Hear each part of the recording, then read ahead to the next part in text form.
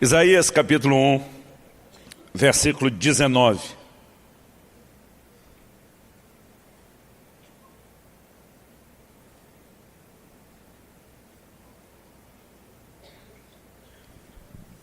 O texto sagrado diz assim: se quiserdes e me ouvirdes, comereis o melhor dessa terra. Verso 20. Mas se recusardes e fordes rebeldes, sereis devorados à espada, porque a boca do Senhor o disse. Ao olhar para esse texto, e nós estamos partindo de um texto do Velho Testamento, que fala da nação de Israel, que fala do período da velha aliança, mas, embora Deus tenha trabalhado com propósitos distintos, com esses dois grupos distintos, né? Israel no Velho Testamento, a igreja no Novo Testamento, nós podemos alinhar muita coisa, não apenas no propósito de Deus com esses dois grupos, mas em relação ao propósito geral de Deus, ao qual eles também serviram, que inclui, né, promover o reino de Deus. Então, se há características muito distintas para cada período, há também princípios que são aplicados na vida desse povo do Velho Testamento e que eles servem de lição para cada um de nós no Novo Testamento. O apóstolo Paulo diz que aquilo que acontecia a Israel foi escrito para advertência nossa, de quem são chegados os fins dos tempos. Então Deus os tirou do Egito e os guiou a uma terra que manava leite e mel, uma terra que ele chamou, né, o povo passou a chamar de a terra prometida, por conta da promessa feita aos patriarcas. Essa terra era um lugar de abundância, onde as bênçãos de Deus, né, foram expressadas de forma física, material, palpável, em um padrão de vida completamente diferente daqueles que eles tinham antes de serem introduzidos na terra. Quando olhamos para esse texto hoje, uma declaração como essa: se quiserdes e me ouvirdes, comereis o melhor dessa terra, não acredito que a aplicação que eu e você precisamos procurar seja de desfrutar apenas do aspecto natural ou material tangível da bênção de Deus que se expresse em qualidade de vida. Nós precisamos entender que quando Deus fala sobre comer o melhor da terra, Ele estava falando sobre usufruir plenamente aquilo que Ele havia prometido. Em outras palavras, Ele estava dizendo: se vocês tiverem a atitude correta, vocês podem desfrutar de forma plena daquilo que eu estou disponibilizando e oferecendo para vocês. Então, quando pensamos dessa lógica, pensamos dessa maneira, imaginamos que comer o melhor da terra não diga apenas respeito ao tipo de refeição que você tem ou ao padrão natural de vida, mas de desfrutar a medida plena da bênção de Deus. E a bênção de Deus sobre nós, a igreja do Novo Testamento, ela não se limita àquilo que é material. Em Efésios, no capítulo 1, no versículo 3, a Bíblia diz que Deus já nos abençoou com toda sorte de bênçãos nas regiões celestiais em Cristo Jesus. Então eu quero que a gente consiga enxergar além de uma bênção material, né? E que a gente entenda que no plano, no propósito que Deus tem para nós, não apenas incluindo o que é espiritual, mas começando a partir disso, é possível ter uma atitude que nos leve a viver a medida cheia daquilo que Deus tem. Por outro lado, no versículo 20, ele diz: mas se recusardes e fordes desobedientes ou rebeldes, né, o Senhor diz, em vez de viver a bênção, vocês vão experimentar juízo. E algo que eu quero começar destacando aqui, diz respeito justamente a essa frase: se quiserdes ou se recusardes. Tudo começa a partir de uma escolha que eu e você precisamos fazer. Essa escolha só é possível porque Deus criou o homem dotado de livre-arbítrio, autodeterminação, poder de escolha. Nós podemos exercer tanto o privilégio como a responsabilidade da vontade. E na verdade, o tema da minha mensagem hoje é o poder da vontade. Eu quero chamar a sua atenção para quão forte a sua vontade pode ser, no sentido do impacto que isso vai produzir na sua vida espiritual. Há uma combinação clara aqui de escolha e comportamento. Se quiserdes e me ouvirdes, obedecerdes a minha palavra. Do outro lado, Deus diz: mas se vocês não quiserem e me desobedecerem, forem rebeldes. Então Deus está dizendo que primeiro nós fazemos uma escolha e depois há uma atitude que acompanha a nossa escolha. E isso determina o lugar para onde nós vamos. Se viveremos o melhor de Deus, a medida cheia, a plenitude do que Ele tem, ou se veremos simplesmente essa promessa feita escorrer pelo dedo das mãos, sem a capacidade de retê-la, de segurá-la ou de desfrutá-la. Isso, acredite, não é decisão de Deus, é nossa. Nós precisamos entender o poder da nossa própria escolha. Eu sei que quando começamos a falar de livre-arbítrio, existe sempre algumas pessoas, alguns grupos que reagem como se nós estivéssemos falando contra a soberania de Deus. Porque o conceito de alguns é que, para que Deus seja soberano, Ele é que tem que escolher tudo e o homem não pode escolher praticamente nada. Em alguns círculos o homem não escolhe nada. Em outros ele escolhe algo bem menor.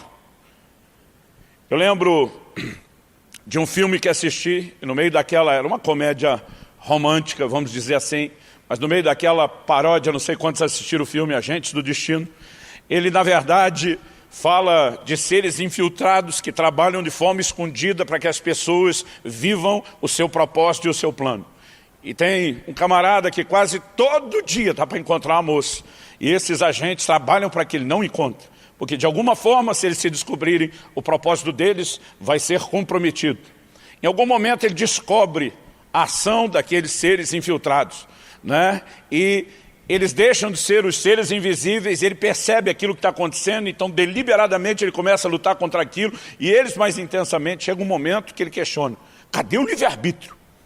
Esse é o tipo de filme que com certeza teve o dedo do script de alguém que conheceu alguma coisa do evangelho, dos debates teológicos. E aí o agente responde, diz, bom, o fato de você escolher o cardápio não quer dizer que você tenha escolhido a lanchonete. De alguma forma, a tentativa daquilo é insinuar parte do que são esses debates. Não, talvez o homem tenha direito de escolher algumas coisas, mas Deus não deixa escolher tudo.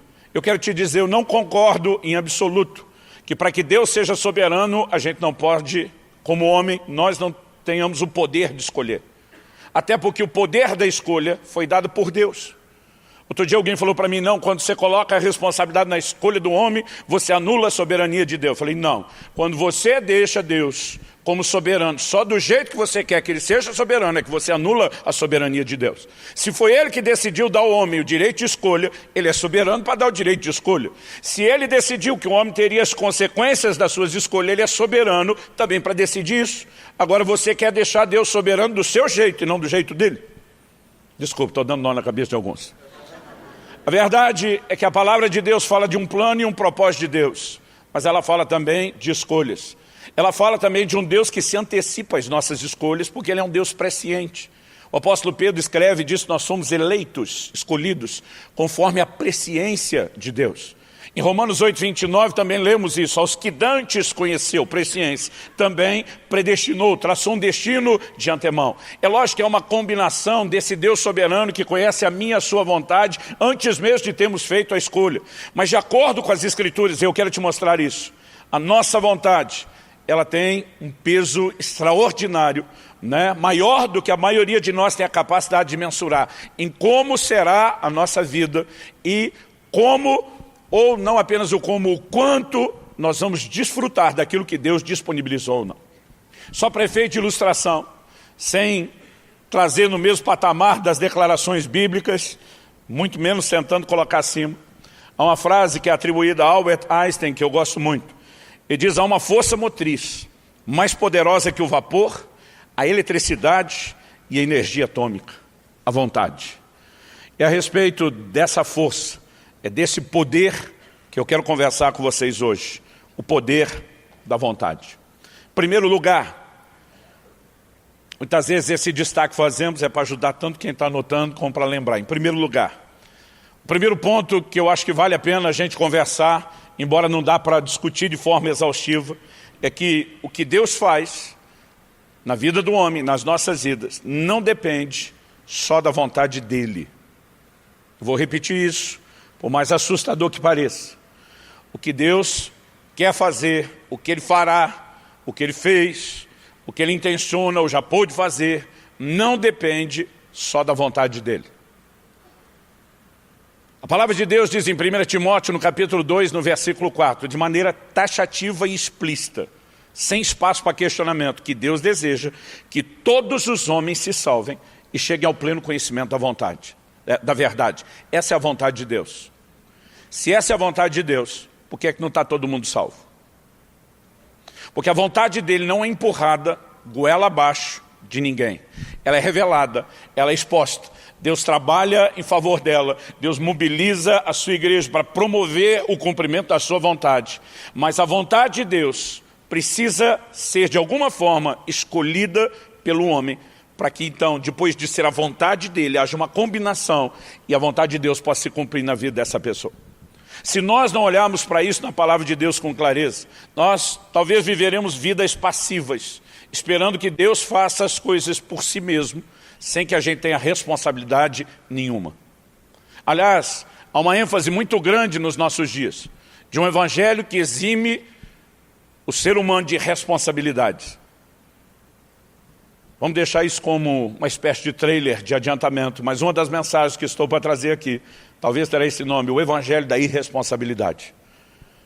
E não hoje, mas num segundo momento, eu quero tratar de como as pessoas estão tentando anular a responsabilidade do homem em cooperar com o plano e o propósito de Deus. Se nós não entendemos isso, permaneceremos sentados de forma passiva, esperando Deus fazer algo que sozinho Ele não fará nas nossas vidas. Então o que eu e você precisamos entender, que Ele nos deu o direito de escolha e que a gente pode rejeitar aquilo que Ele tem como vontade para as nossas vidas. No Salmo 78, dá uma olhadinha comigo, eu vou citar alguns textos bíblicos. Eu não quero tornar o assunto técnico no nível das discussões teológicas, mas nós precisamos não apenas aprender a pensar e refletir sobre essas coisas, mas entender que Deus não tocaria no assunto, não exporia isso na palavra de Deus, se não fosse importante que eu e você tivéssemos o conhecimento dessas verdades. Porque o entendimento correto pode nos levar a uma fé correta e ao resultado correto. Já um entendimento errado nos leva a uma fé errada e ao resultado errado. Então, no Salmo 78, nos versículos 10 e 11, a Bíblia diz assim: não guardaram a aliança de Deus, não quiseram andar na sua lei, esqueceram-se das suas obras e das maravilhas que lhes mostraram. Está falando a respeito do povo de Israel. E quando diz que não guardaram a aliança de Deus, o texto diz que isso foi uma escolha. Não quiseram andar na sua lei. Eu não entendo como alguém quer atribuir a responsabilidade disso a Deus. Não, Deus quis que eles não quisessem. Então ele não deveria estar se queixando de nada depois disso. Porque afinal de contas, a sua vontade teria se cumprido e sido estabelecida por si mesmo. O texto fala a respeito de escolhas. E quando nós temos a ótica do Novo Testamento, falando a respeito do comportamento dessas pessoas no Velho Testamento, não é diferente. Em Atos, no capítulo 7, no versículo 39, Estevão, pregando, ele diz o seguinte: a quem nossos pais, está falando de Moisés, que recebeu a lei da parte de Deus, e em nome do Senhor transmitiu a lei ao povo. Ele diz: a quem nossos pais não quiseram obedecer, antes o repeliram, e no seu coração voltaram para o Egito. Não quiseram. Porque cada um de nós tem a responsabilidade de escolher. E nós podemos escolher a vontade de Deus, ou nós podemos escolher de maneira oposta à vontade de Deus. O Senhor Jesus ensinando em Mateus 22, aquilo que nós conhecemos como a parábola das bodas, ele fala de um banquete preparado pelo rei. E a Bíblia diz que a ideia desse banquete era celebrar as bodas, o casamento do seu filho. Obviamente Jesus está apontando o desfecho da obra da redenção. Mas o versículo 3 diz o seguinte: então enviou os seus servos a chamar os convidados para as bodas, mas estes não quiseram vir. Rejeitaram o convite de Deus, o plano de Deus, o propósito de Deus. Se você observar no próprio ensino de Jesus, ele fala a respeito dessa questão de escolhas várias vezes. Uma delas que merece a nossa atenção, está lá no Evangelho de João, no capítulo 5. No versículo 39, Jesus diz assim: examinais as Escrituras, porque julgais ter nelas a vida eterna.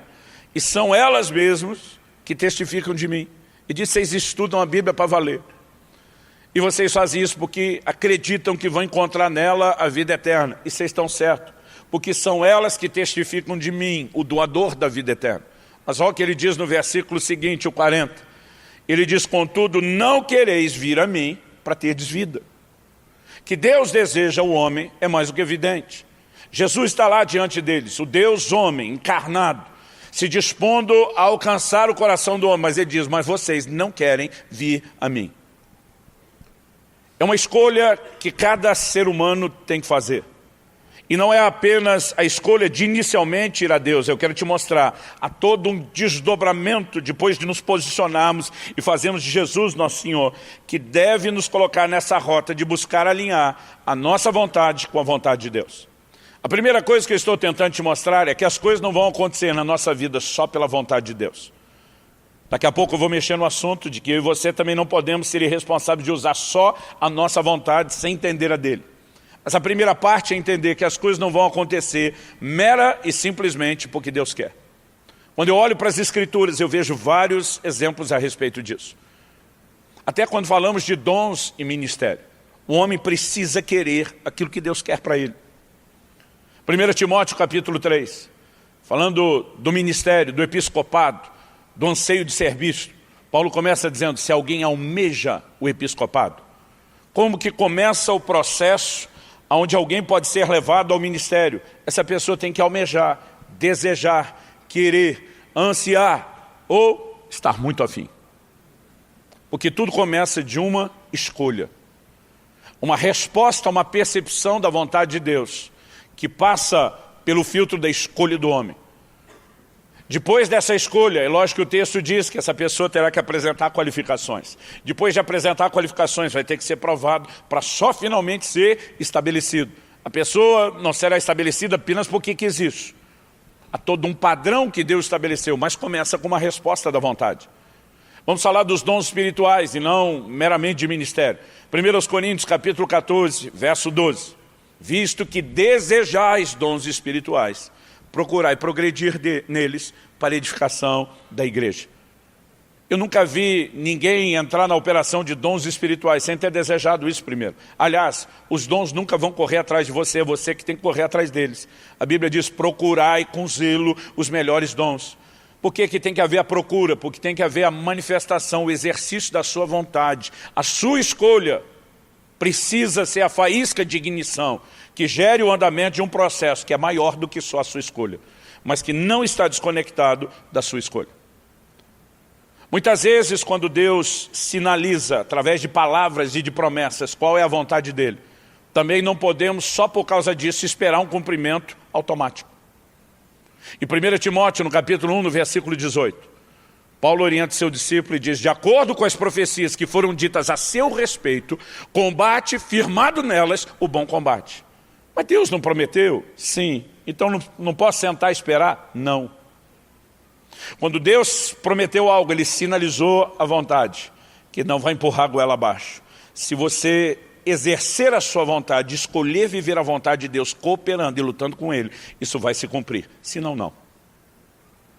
Quando Deus fala sobre Abraão, em Gênesis 18, 19, ele diz, porque eu escolhi a Abraão, para que ele ordene a sua casa, aos seus filhos depois dele, que guardem o caminho do Senhor, pratiquem a justiça e o juízo, para que o Senhor faça vir sobre Abraão o que tem falado sobre ele. Tinha promessas? Sim, promessas extraordinárias.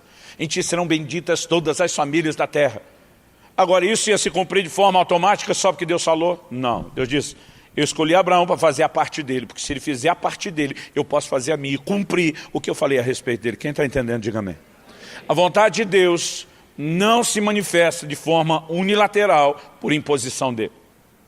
Nós precisamos compreender nessa perspectiva que o homem então tem a responsabilidade de corresponder com Deus. Agora, falando na questão da correspondência com Deus, a segunda coisa que eu quero destacar aqui, por mais óbvio que pareça, merece ser lembrado, é que Deus e o diabo não agem da mesma forma. Eles agem de forma distinta. Em Apocalipse, no capítulo 3, no versículo 20, nós temos um texto muito conhecido que normalmente é aplicado fora do contexto. O Senhor Jesus diz, eis que estou à porta e bato. Se alguém ouvir a minha voz e abrir a porta, eu entrarei, cearei com ele, ele comigo. Normalmente nós usamos esse versículo para evangelismo, para apelo evangelístico. O Senhor bate a porta do seu coração, porque Ele ainda não entrou na sua vida, mas para que Ele entre, você tem que abrir a porta do seu coração. Isso é verdade a respeito da conversão? Mas Jesus estava falando com a igreja. Jesus estava falando com gente que já era parte do povo dele. Mas mesmo assim, Ele está dizendo, eu estou batendo na porta, porque vocês me deixaram do lado de fora. E a única forma de eu entrar é vocês me ouvirem, é vocês abrirem a porta, que Ele está dizendo, eu não vou meter o pé, eu não vou forçar essa entrada. Eu quero estar aí, estou sinalizando a minha vontade de estar do lado de dentro. Mas se a sua vontade não se alinhar com a minha, escolhendo a mesma coisa que eu quero, eu não estarei do lado de dentro. Ele respeita a nossa vontade. Quando você olha para a forma do diabo agir, é completamente diferente. Ele só precisa do que na gíria de crente a gente chama de uma brecha. Um pequeno espaço para meter o pé, para tentar entrar, para forçar a barra. E é por isso que a Bíblia diz em Efésios 4, 27, não deis lugar ao diabo. Porque um mínimo espaço para que ele cumpra a vontade malvada, terrível dele, será explorado para impor isso de maneira tirana. Deus não age dessa forma. Não é apenas uma questão de educação, de dizer o diabo é um grosso invasor e Jesus é um gentleman. Na verdade são princípios. Deus deu ao homem o direito de escolha e Ele diz, eu quis que você escolhesse. Eu quis que você me quisesse. O diabo não está nem aí se você quer ou não quer ele. Se ele puder arruinar a sua vida, ele vai forçar a barra para entrar. E quando a gente olha a forma de cada um lidar e agir é completamente diferente. Qual a maneira de Deus trabalhar conosco? Em Deuteronômio, no capítulo 30 e no versículo 15, a gente enxerga um Deus que indica a verdade enquanto faculta a escolha. A forma do diabo agir é completamente diferente, eu vou falar disso daqui a pouco. Em Deuteronômio 30, 15, o Senhor diz assim, eu coloco diante de vocês a vida e a morte, a bênção e a maldição. Você vai encontrar isso também no versículo 19, vou até misturar os dois. Aí o Senhor diz, escolhe, pois, vida, para que vivam você e a sua descendência. O que Deus está dizendo? Há dois caminhos diante de você. Um caminho é o caminho de vida e bênção, o outro caminho é o caminho de morte e maldição. Quem escolhe é você. Deus está dizendo, eu não vou escolher por você, o que eu posso fazer é orientá-lo a respeito da melhor escolha. E a maneira de orientá-lo é lembrando você que a sua escolha te leva a consequências. Tem muita gente escolhendo o caminho errado e quando chega no fim de morte ou maldição, está revoltado com Deus. Eu não sei como Deus reage aos esbravejos de alguns cristãos. Eu imagino algumas vezes ele com vontade de rir. Eu imagino Deus olhando e dizendo, crente, você tem que ser estudado pela NASA. Eu digo para você que o caminho é de morte. Você escolhe o caminho, vai até o fim. E quando você encontra o que eu te adverti, o culpado sou eu. Porque a falta de entendimento, não só do poder da vontade, mas da responsabilidade das nossas escolhas, nos leva a uma fé frágil que questiona um Deus que deveria ser soberano para livrar nossa cara, mesmo quando nós estamos desobedecendo Ele. Não funciona assim. Ele diz, se você quiser e me ouvir, você come o melhor da terra. Se não quiser, se me rejeitar, vai se lascar. O seu final não será bom. Mas ele diz, estou dizendo exatamente o que está diante de você, para que você escolha consciente. E outra, da minha parte, hashtag fica a dica, escolhe vida. Se você quiser ouvir a minha orientação, você vai poder escolher direito. Agora, a maioria de nós faz escolhas sem procurar entender as orientações dele. O baixo envolvimento da maioria dos cristãos com a palavra de Deus não é apenas algo assustador, que merecia ser classificado como vergonhoso, é trágico nos seus efeitos. Porque a maior parte das pessoas tem que fazer escolhas importantes e cruciais, sem sequer ter noção do que é que Deus fala a respeito dessas coisas. Então muitas vezes Deus estabelece claras proibições. As pessoas violam aquilo e depois se queixam a respeito de uma falta de intervenção de Deus. Imagine Deus olhando e dizendo, podia no mínimo ter lido o livro de Provérbios. Provérbios diz que o desavisado passa e sofre o mal, mas o sábio desvia. Muitas coisas que podem ser antecipadas, podem ser compreendidas e evitadas através de escolhas sábias. Mas Deus não vai empurrar a vontade dele, por melhor que seja, goela abaixo. Se você quer comer o melhor da terra, vai ter que querer isso e vai precisar aprender a ouvi-lo. O diabo, por outro lado, não age nada parecido com ele. Normalmente ele não dá muita escolha. E não apresenta uma bifurcação, dizendo, olha, tem dois caminhos, o de vida e o de morte, o de bênção e maldição. Ele esconde o de vida e o de bênção. E ele pinta o de morte e maldição, como fosse vida e bênção, dizendo, essa é a única opção que Deus não quis que você pegasse. Porque ele está lutando contra o seu melhor. Então ele começa desde a primeira tentação, dizendo ao primeiro casal, Deus sabe que no dia que vocês comerem da árvore do conhecimento do bem e do mal, vocês vão se tornar que nem ele. Ele está limitando vocês. Ele não quer que vocês vivam o melhor que ele tem. Quando justamente a capacidade de escolher corretamente é que vai nos levar a comer o melhor da terra. A maneira como o diabo trabalha é a distorção dos fatos. Ele simplesmente nos empurra, nos manipula e nos engana, apresentando uma única escolha, como se aquela fosse só o caminho de vida e bênção, quando na verdade é sempre o caminho de morte e de maldição. Há caminhos que ao homem parece de vida, diz a Bíblia, mas que no fim é de morte. Por quê? Porque pintaram uma outra placa de sinalização na entrada. E você, desavisado, acabou entrando naquilo. Nós precisamos desenvolver um relacionamento mais profundo com a palavra de Deus. Eu costumo repetir que é impossível você ser profundo no relacionamento com Deus, sem ser profundo no relacionamento com a palavra de Deus. Porque o entendimento de Deus vai nos nortear, vai nos dirigir. Ouvir os conselhos de Deus viabilizam escolhas muito melhores para mim e para você. Agora, quando eu vejo essa diferença, eu percebo o seguinte, algo a respeito da alma do homem que nós podemos destacar, é que ela é composta de emoções, razão e de vontade. No momento da tentação, normalmente as três são provocadas. O diabo faz com que o primeiro casal, em especial Eva, com quem começa, pense a respeito daquilo. Ele está trabalhando o nível da razão. Depois, ele começa a trabalhar o nível das emoções. Deus está sabotando você. Está evitando que você viva o melhor dele.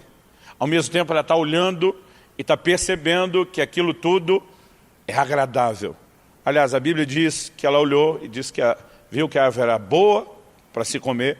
Depois diz que ela era agradável aos olhos e, no fim, desejável. Esse é o momento onde, depois de transitar pelo caminho da razão e da emoção, a vontade se fez vulnerável para uma escolha. Se você perceber, Deus também vai tentar influenciar esses três elementos. Você está num momento como esse, sua razão está sendo instigada a pensar em linha com a palavra de Deus. Muitas vezes, no final da reunião, estamos orando e percebemos que o Espírito Santo muitas vezes visita as nossas emoções. E a gente sai com aquela vontade de ser crente, de fazer tudo certo. Porque essa transição de trabalhar tanto a razão como as emoções é para que, de alguma forma, a vontade seja provocada a ser exercitada. Nós precisamos escolher aquilo que Deus tem para nós. Deus não quer mera e simplesmente estabelecer, empurrar goela abaixo aquilo que Ele tem para nós, sem que a gente se alinhe ao que Ele deseja.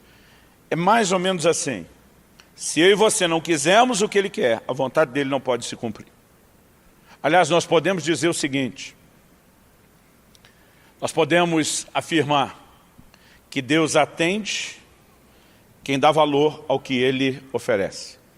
Eu não sei se você lembra disso, mas em Mateus, no capítulo 7, no versículo 6, Jesus diz, não deis aos cães o que é santo, e não lanceis as pérolas aos porcos, para não acontecer que eles se voltem e não apenas pisem elas, mas despedacem vocês.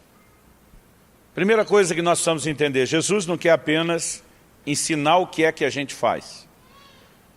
Ele não orientava ninguém a fazer nada que ele primeiro não fizesse.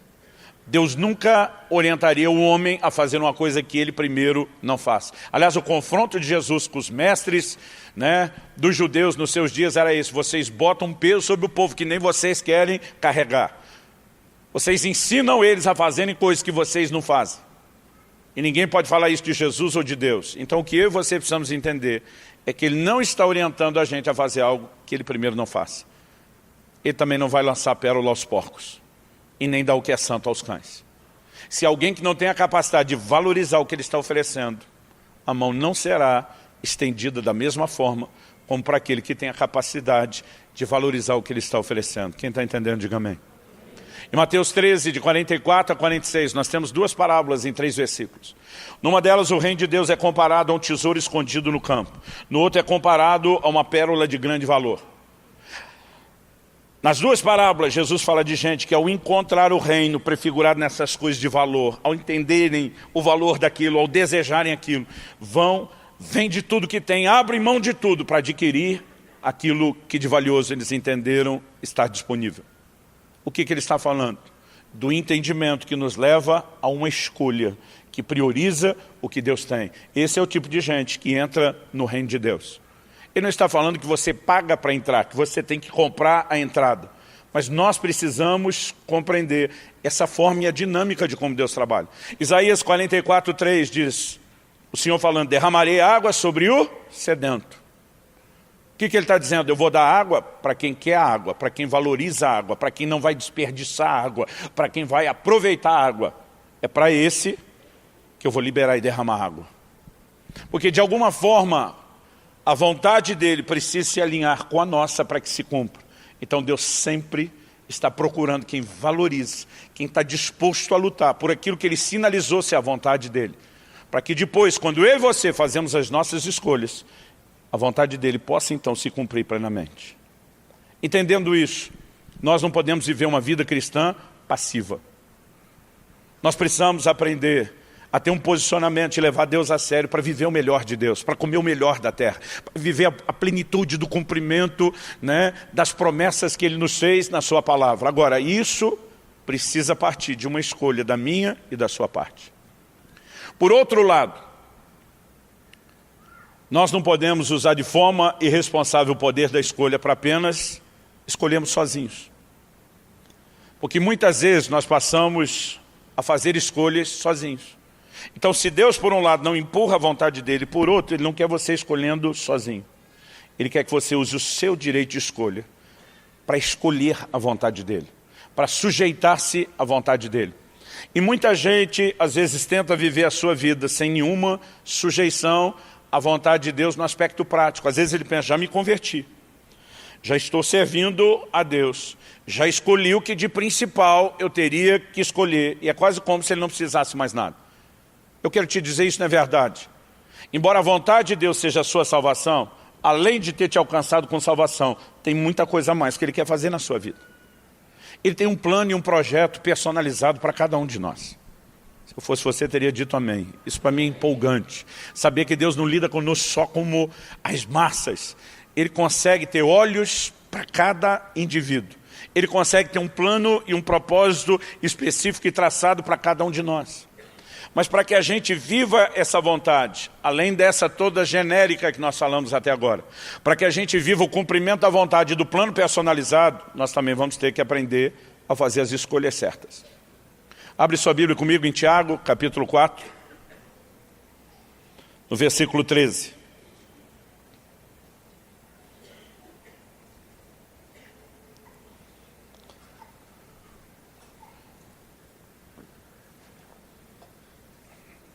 Tiago 4,13.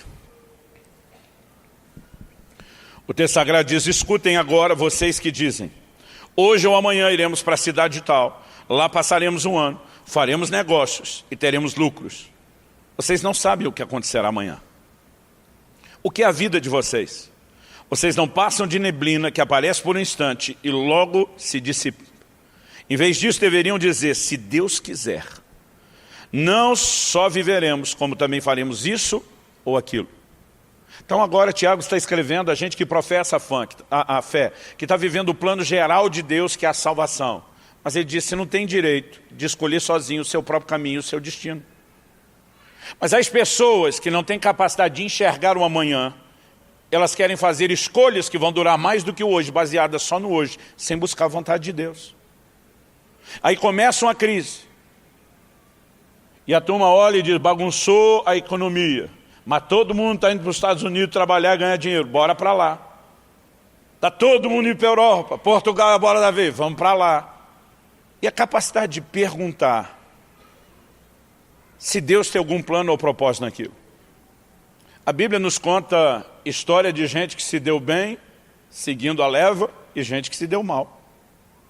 Quando você lê o livro de Ruth e lê a história de Noemi, eles saem dos termos de Israel para outro país, porque eles estavam em crise e dificuldade.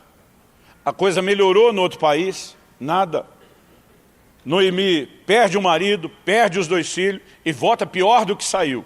Das 2 noras, ainda pela bondade de Deus, uma acompanha e consegue dar um pouco de alegria para ela. Deixa eu te dizer, querido, qual é o melhor lugar do mundo para se estar? As pessoas voltam e meio me perguntam isso. Curitiba ainda é muito bem falada por todo o Brasil. A turma diz, o senhor mora num lugar legal. Eu digo, moro. De vez em quando alguns perguntam, pastor, o senhor que roda o Brasil todo, na sua opinião, qual o melhor lugar hoje para morar e para viver? Minha resposta para eles é, o melhor lugar para morar e viver é o lugar da vontade de Deus. É onde Deus quer você, porque fora disso não tem realização e as coisas não vão dar tão certo. Então, as nossas escolhas não deveriam ser baseadas só na nossa capacidade de mensurar o natural. Qual é o plano e o propósito de Deus? Mesmo que no natural você tivesse uma capacidade de avaliação profunda, não estou analisando só hoje.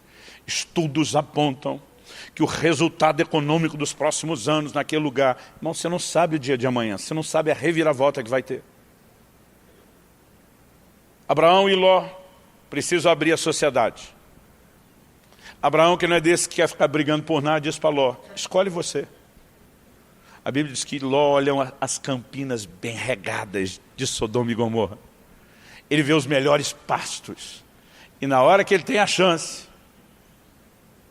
ele interesseiro escolhe o melhor pedaço. Abraão não está nem um pouco preocupado.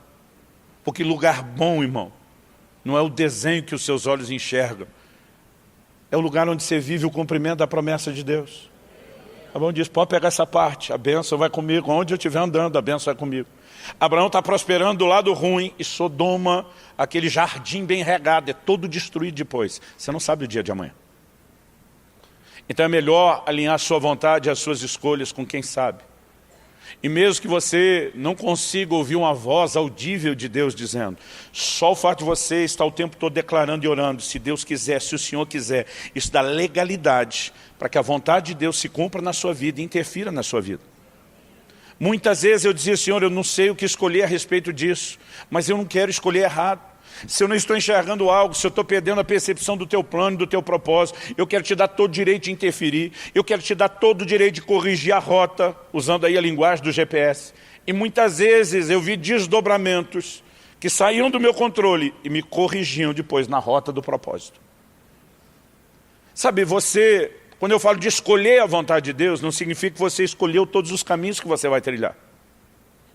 José escolheu viver a vontade de Deus, o sonho que ele teve, ele acreditou. E porque ele acreditou, decidiu viver isso, escolheu isso, ele deu a Deus uma legalidade de interferir e conduzi-lo por um caminho que ele não tinha noção. Não foi ele que escolheu ser vendido como um escravo para o Egito. Aparentemente outros escolheram por ele.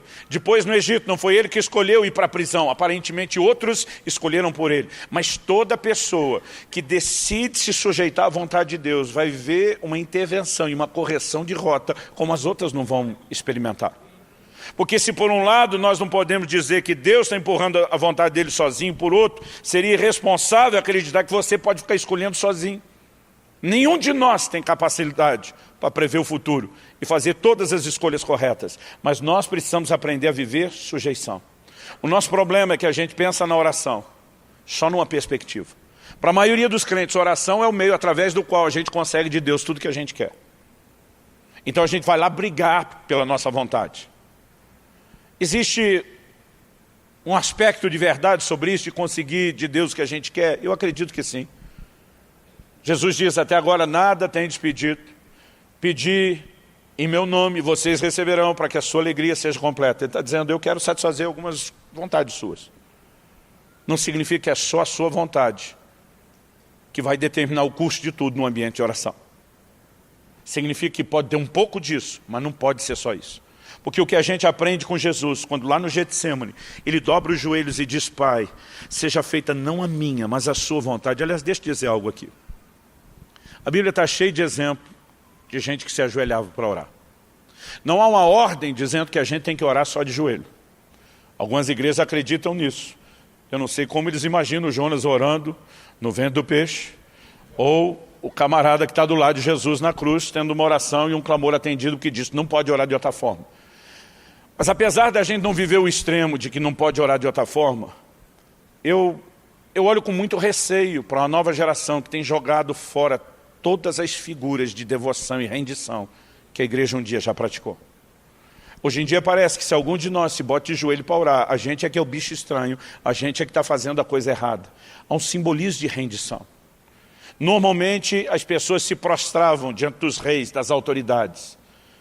Aqueles que sempre amaram o Senhor tinham o bom hábito de se prostrar diante dele. Não é o ato de se prostrar, é a mensagem de rendição, de dizer: eu me submeto à sua autoridade, eu me submeto ao seu governo. A Bíblia diz que Jesus se ajoelha para orar, e ele começa a orar e dizer: seja feita não a minha, mas a sua vontade. Então o ambiente de oração não deveria ser só aquele lugar ou meio através do qual eu e você conseguimos de Deus tudo que a gente quer. Ele também deveria ser em contrapartida um ambiente ou meio através do qual Deus consiga de nós aquilo que Ele quer.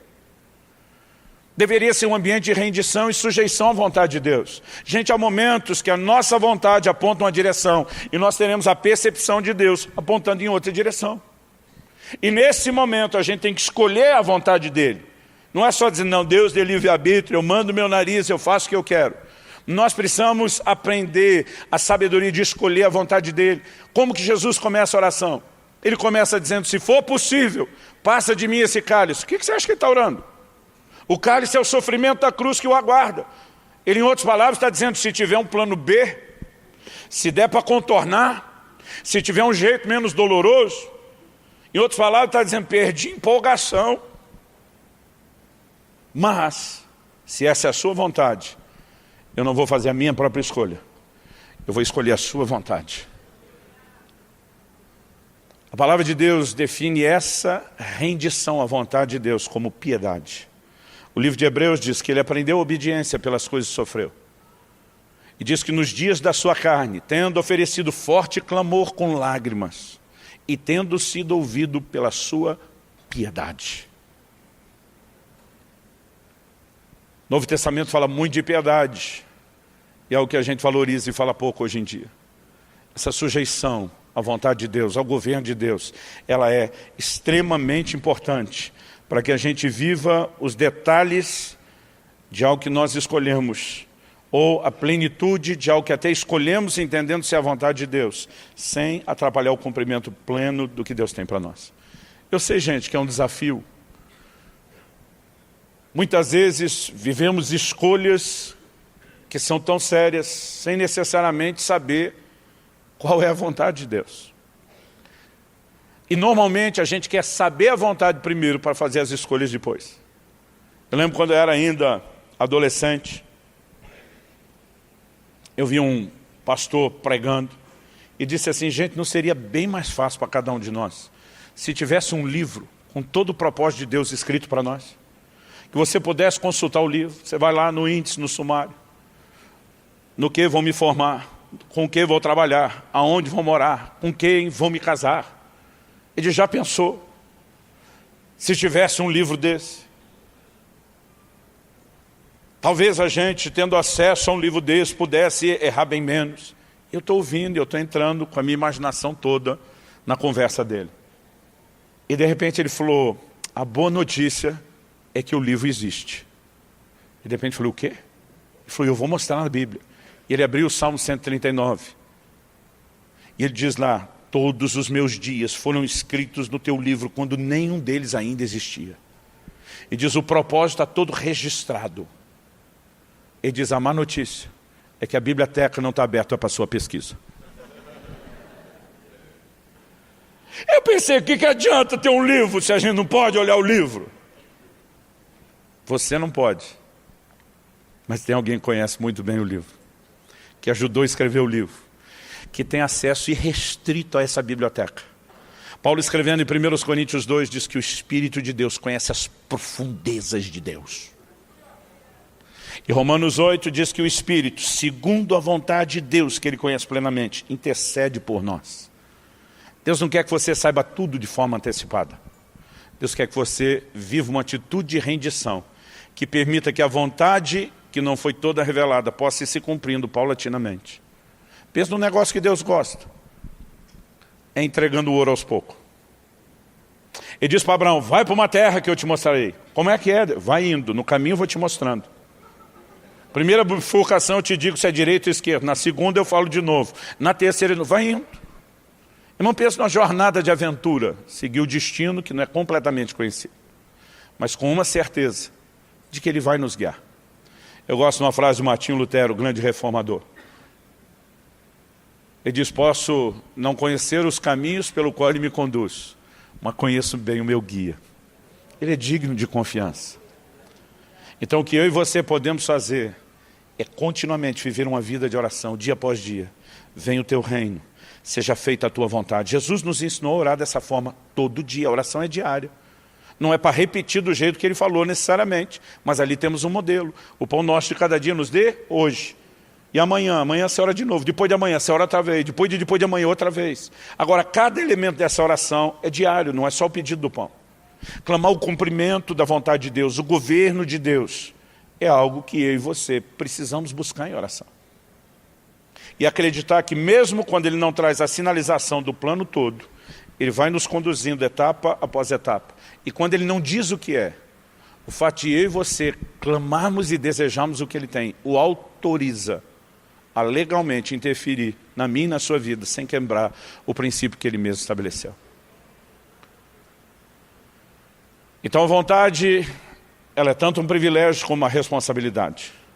Se a vontade de Deus não será vivida por imposição unilateral dEle, e precisa da minha vontade por outro, eu também não deveria tentar escolher exercer minha vontade sozinho, sem entender a vontade de Deus.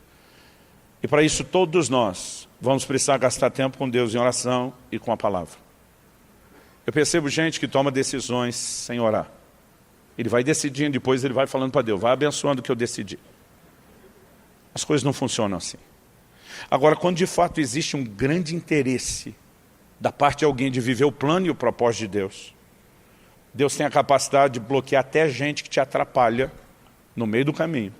Ou usar de alguma forma o que eles acharam que iria te atrapalhar para o seu bem. A segunda parte aconteceu com José. A primeira, a gente lê em Atos capítulo 13. O apóstolo Paulo está pregando a um procônsul chamado Sérgio Paulo. Olha comigo, que às vezes eu cito uns textos da Bíblia e alguns me olham quase como está lá mesmo. Atos capítulo 13, versículo 6. Havendo atravessado toda a ilha até Pafos, encontraram um certo judeu de nome Bar-Jesus, que praticava magia e era falso profeta. Ele estava com o procônsul Sérgio Paulo, que era um homem inteligente. O procônsul, tendo chamado Barnabé e Saulo, desejava ouvir a palavra de Deus. Aqui nós temos a vontade, expressa verbalmente. Porém, o mago Elimas, e é assim que se traduz o nome dele, se opunha a eles, procurando afastar da fé o procônsul. Porque como é que o diabo trabalha? Sempre tentando atropelar a sua vontade. A vontade que Deus respeita, o diabo não respeita. Mas Saulo, diz verso 9, também chamado Paulo, cheio do Espírito Santo, olhando firmemente para Elimas, disse: ó filho do diabo, cheio de todo engano e de toda maldade, inimigo de toda justiça, porque você não deixa de perverter os retos caminhos do Senhor. Eis que agora a mão do Senhor está contra você, e você ficará cego, não vendo o sol por algum tempo. No mesmo instante, caiu sobre ele névoa e escuridão, e andando em círculos procurava quem o guiasse pela mão. Então o procônsul, vendo o que havia acontecido, creu, maravilhado com a doutrina do Senhor. Às vezes a gente imagina só um Paulo meio rabugento, vingativo, destemperado, que não sabe lidar com a oposição. A Bíblia diz que Saulo, cheio do Espírito Santo, lança o juízo sobre o mágico. Naquele momento eu vejo Deus mandando uma mensagem. Quando há alguém que realmente deseja o que ele tem, ele está disposto a remover da sua vida quem está tentando te impedir de desejar. Obstáculos, circunstâncias, ou muitas vezes, quando a gente se opõe, Deus pode deixar essa turma acreditar que a oposição que eles acham que estão praticando contra você vai funcionar, quando na verdade ele pode usar isso para que a vontade e o plano dele se cumpra. O mero ato de desejar e render-se à vontade de Deus pode produzir uma reviravolta em tudo o que está à nossa volta, para que o plano de Deus, aos poucos, paulatinamente, Provérbios 4,18 diz que a vereda do justo é como a luz da aurora, vai brilhando mais e mais até ser dia perfeito. Então é possível que você não tenha luz a respeito de tudo o que Deus tem. Há momentos onde você vai ter que tomar a decisão de escolher o que Ele quer. Eu, quando escolhi o ministério, eu fiz uma escolha genérica. Me disseram, citando Isaías 6,8, que Deus estava convocando geral. Quem enviarei? Quem há de ir por nós? Eu brinco até hoje, que eu não sei se Deus que me chamou ou eu que me ofereci. Eu falei, você está aceitando geral, vou fazer que nem o profeta. Eis-me aqui, envia-me a mim. Ou numa linguagem mais atual, é só dizer, é nós. Estamos juntos. Então eu tomei aquela decisão. Mas ao tomar a decisão, eu bobinho achei que poderia escolher tudo depois de escolher o ministério. A última coisa que eu queria na minha vida, na perspectiva que eu tinha de garoto, era ser o pastor de uma igreja local. Eu dizia para todo mundo, a última coisa que você na minha vida é pastor. O que eu queria era ser um evangelista. O que eu queria era fazer cruzada. O que eu queria era aquela parte do ministério que eu achava que era assim a grande aventura. Porque eu pensava lidar com gente com problema todo dia, não é legal, não é legal. Legal é desbravar, fazer acontecer. Depois que ganhou aquela turma toda, diz, Deus abençoe vocês, alguém cuide de vocês, tem compromisso com ninguém, fui. Irmão, o que esperar da maturidade de um garoto de 15 anos? E eu achava que conhecia bem o que era igreja de pastorado, porque apesar de não ter estado lá, sou filho de pastor. Então eu dizia, não quero. Quando Deus começou a falar comigo a respeito do ministério de ensino, piorou. Porque o que eu conhecia do ensino eram as aulas de escola bíblica dominical que a gente tinha naquela época. E a maioria delas era muito chata.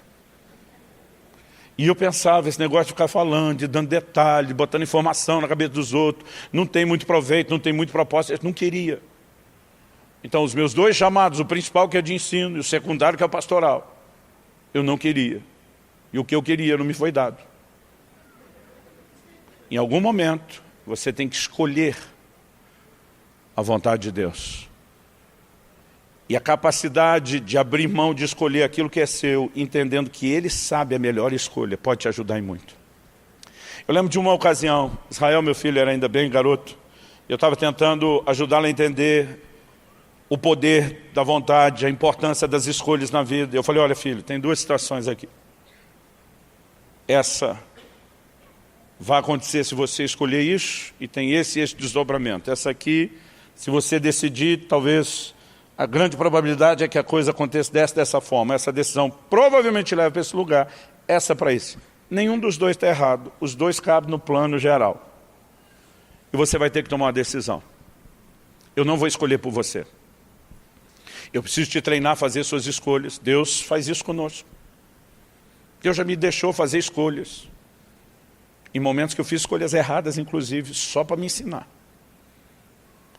E naquele momento, quando eu falei isso para o meu filho, ele pensou, ele olhou para mim e falou, pai, o que você quer que eu queira? Eu achei engraçado, nunca tinha ouvido isso. Eu falei, não, o pai quer que você queira, faz a sua escolha. Ele falou, eu sei, mas o que você quer que eu queira? Como assim? Ele falou, pai, o senhor é mais maduro, é mais experiente. Provavelmente você já fez uma escolha das opções que o senhor me deu.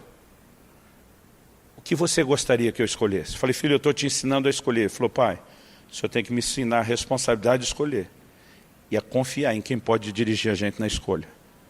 Eu falei, nem tinha pensado desse outro lado. Mas depois daquela conversa com o garoto, eu fui para o meu lugar de oração. Eu falei, Deus, o que o senhor quer que eu queira? Talvez essa frase resuma muito bem o que eu estou tentando falar nesse ponto final. Aliás, falando em ponto final, vamos ficar em pé para parecer que está acabando. O que eu gostaria que nós orássemos, nos sujeitando à vontade de Deus. De forma prática, olhe para cá. O que eu espero que o entendimento que você ouviu hoje produza na sua vida.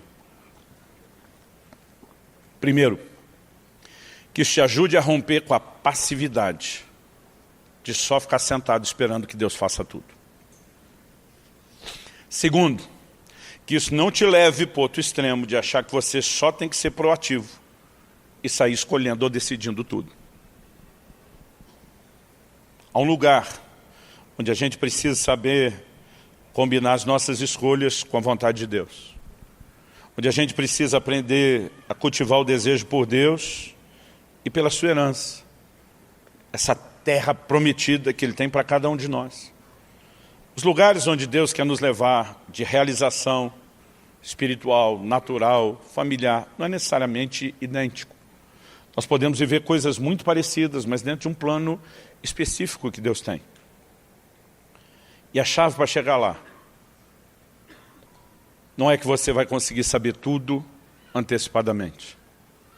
É você apenas o tempo todo estar confiando e dando a Ele legalidade, direito de intervenção. Muitas vezes eu dizia, Senhor, se eu estou pegando a rota errada, porque eu não consegui discernir o Teu plano e o Teu propósito, porque eu não consegui enxergar todas as coisas, eu imploro que o Senhor corrija a rota, que o Senhor mude as circunstâncias, que o Senhor faça uma reviravolta nisso tudo. E muitas vezes, ao orar dessa forma, eu vi a reviravolta acontecer. Hoje, quando olho para trás, entendendo um plano que me foi revelado de maneira mais ampla do que aquela época, eu consigo ver como aquelas reviravoltas me colocaram no eixo para voltar a andar no trilho do plano e do propósito de Deus para nós. Mas esperar viver essa plenitude de Deus, achando que só porque Ele quer vai acontecer, é uma fantasia, é uma utopia irreal. Você vai precisar escolher a vontade dEle. Achar que você pode escolher sozinho, deixando Ele de fora, vai criar outra bagunça. E muitas vezes as pessoas estão fazendo escolhas erradas e acreditando que Deus tem a obrigação de ficar consertando quando não houve nenhuma rendição e nenhuma disposição de ouvi-lo. E diz, se você quiser, tem que querer, mas me ouvir, porque a combinação de usar sua vontade, ouvindo Ele e a vontade dEle, aí você vai comer o melhor da terra. Agora, se você não exerce a vontade e não escolhe, a vontade dEle não prevalece. Ou se você não quer aquilo que Ele quer, não tem como viver os resultados que Ele preparou. Por mais simples que isso pareça, entender essas verdades pode fazer toda a diferença na sua vida. Pai, nós colocamos nossa vida diante do Senhor.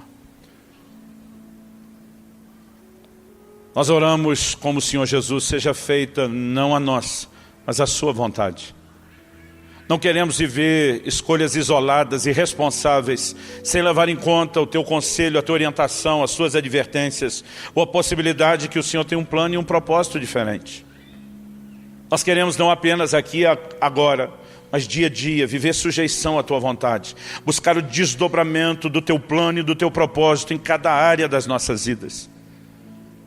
E nesse momento nós queremos clamar graça do Senhor, nem para sermos omissos e negligentes em relação a uma escolha, e nem para assumirmos ou presumirmos que a nossa escolha é tudo que precisamos. Dá-nos a capacidade de perceber Teu coração, de entender o Teu conselho através da Tua palavra, da liderança do Teu Espírito Santo. Nós queremos transitar nesse lugar de relacionamento com a palavra e do ambiente da oração, onde nos sujeitamos ao Teu plano, ao Teu propósito, onde vivemos a Tua vontade. Onde vivemos cada detalhe do plano personalizado que o Senhor tem para cada um de nós. De coisas que experimentaremos e não temos entendimento de como isso contribuirá para o desfecho final do Teu plano e da Tua vontade nas nossas vidas. Nós reconhecemos Tua soberania, Tua grandeza de conhecer nossas decisões de forma antecipada e até poder se movimentar em relação a isso antes mesmo de termos tomado as decisões que o Senhor já sabe que tomaremos. Reconhecemos a Tua grandeza a ponto de permitir que de alguma forma cooperemos ou não com o cumprimento da sua vontade. Nós não queremos apenas celebrar o privilégio da escolha, ignorando a responsabilidade dela. Nós clamamos graça, sabedoria do alto. Tua palavra diz, se algum de vós tem falta de sabedoria, peça a Deus, que a todos dá liberalmente. E nós clamamos sabedoria do alto para cada decisão do dia a dia das nossas vidas. Queremos aprender a viver declarando, se o Senhor quiser, se for da vontade de Deus, e verbalmente autorizar a cumprir a sua vontade nas nossas vidas. Nós oramos em nome do Senhor Jesus. Nessa noite, que o Senhor possa encontrar, através da rendição de muitos, a oportunidade para corrigir a rota. Que o Senhor possa agir nas circunstâncias, mesmo se não houver uma sinalização clara de todo o desdobramento do seu propósito. Talvez alguns de nós precisamos simplesmente nos arrepender diante do Senhor por ter te deixado fora de tantas escolhas, ou por não ter escolhido aquilo que já sabíamos que o Senhor sinalizou que queria. E oramos por graça para recomeçar, para alinhar, para corrigir a rota, em nome de Jesus, em nome de Jesus, e para a glória de Deus.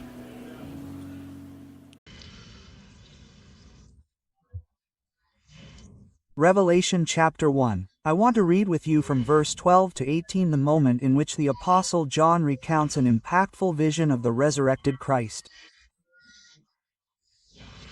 He says this, Revelation chapter 1 verse 12-18. I turned to see the voice that was speaking to me. When I turned, I saw 7 golden lampstands, and in the midst of the lampstands one like a son of man, dressed in a robe of salt and girded around the chest with a golden sash.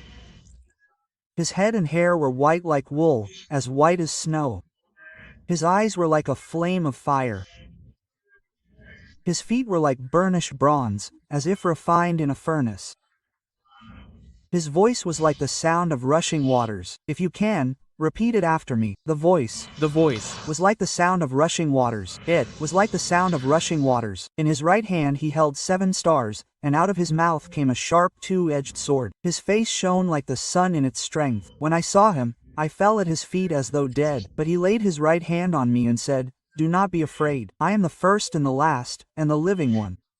I was dead, and behold, I am alive forevermore, and I have the keys of death and Hades. In this glorious vision, John has contact not only with the man Christ, with whom he walked, right, in the days of his earthly ministry. Now he sees the one who for a period of time emptied himself, subsisting in the form of God, strips himself, right, to live as a man among us.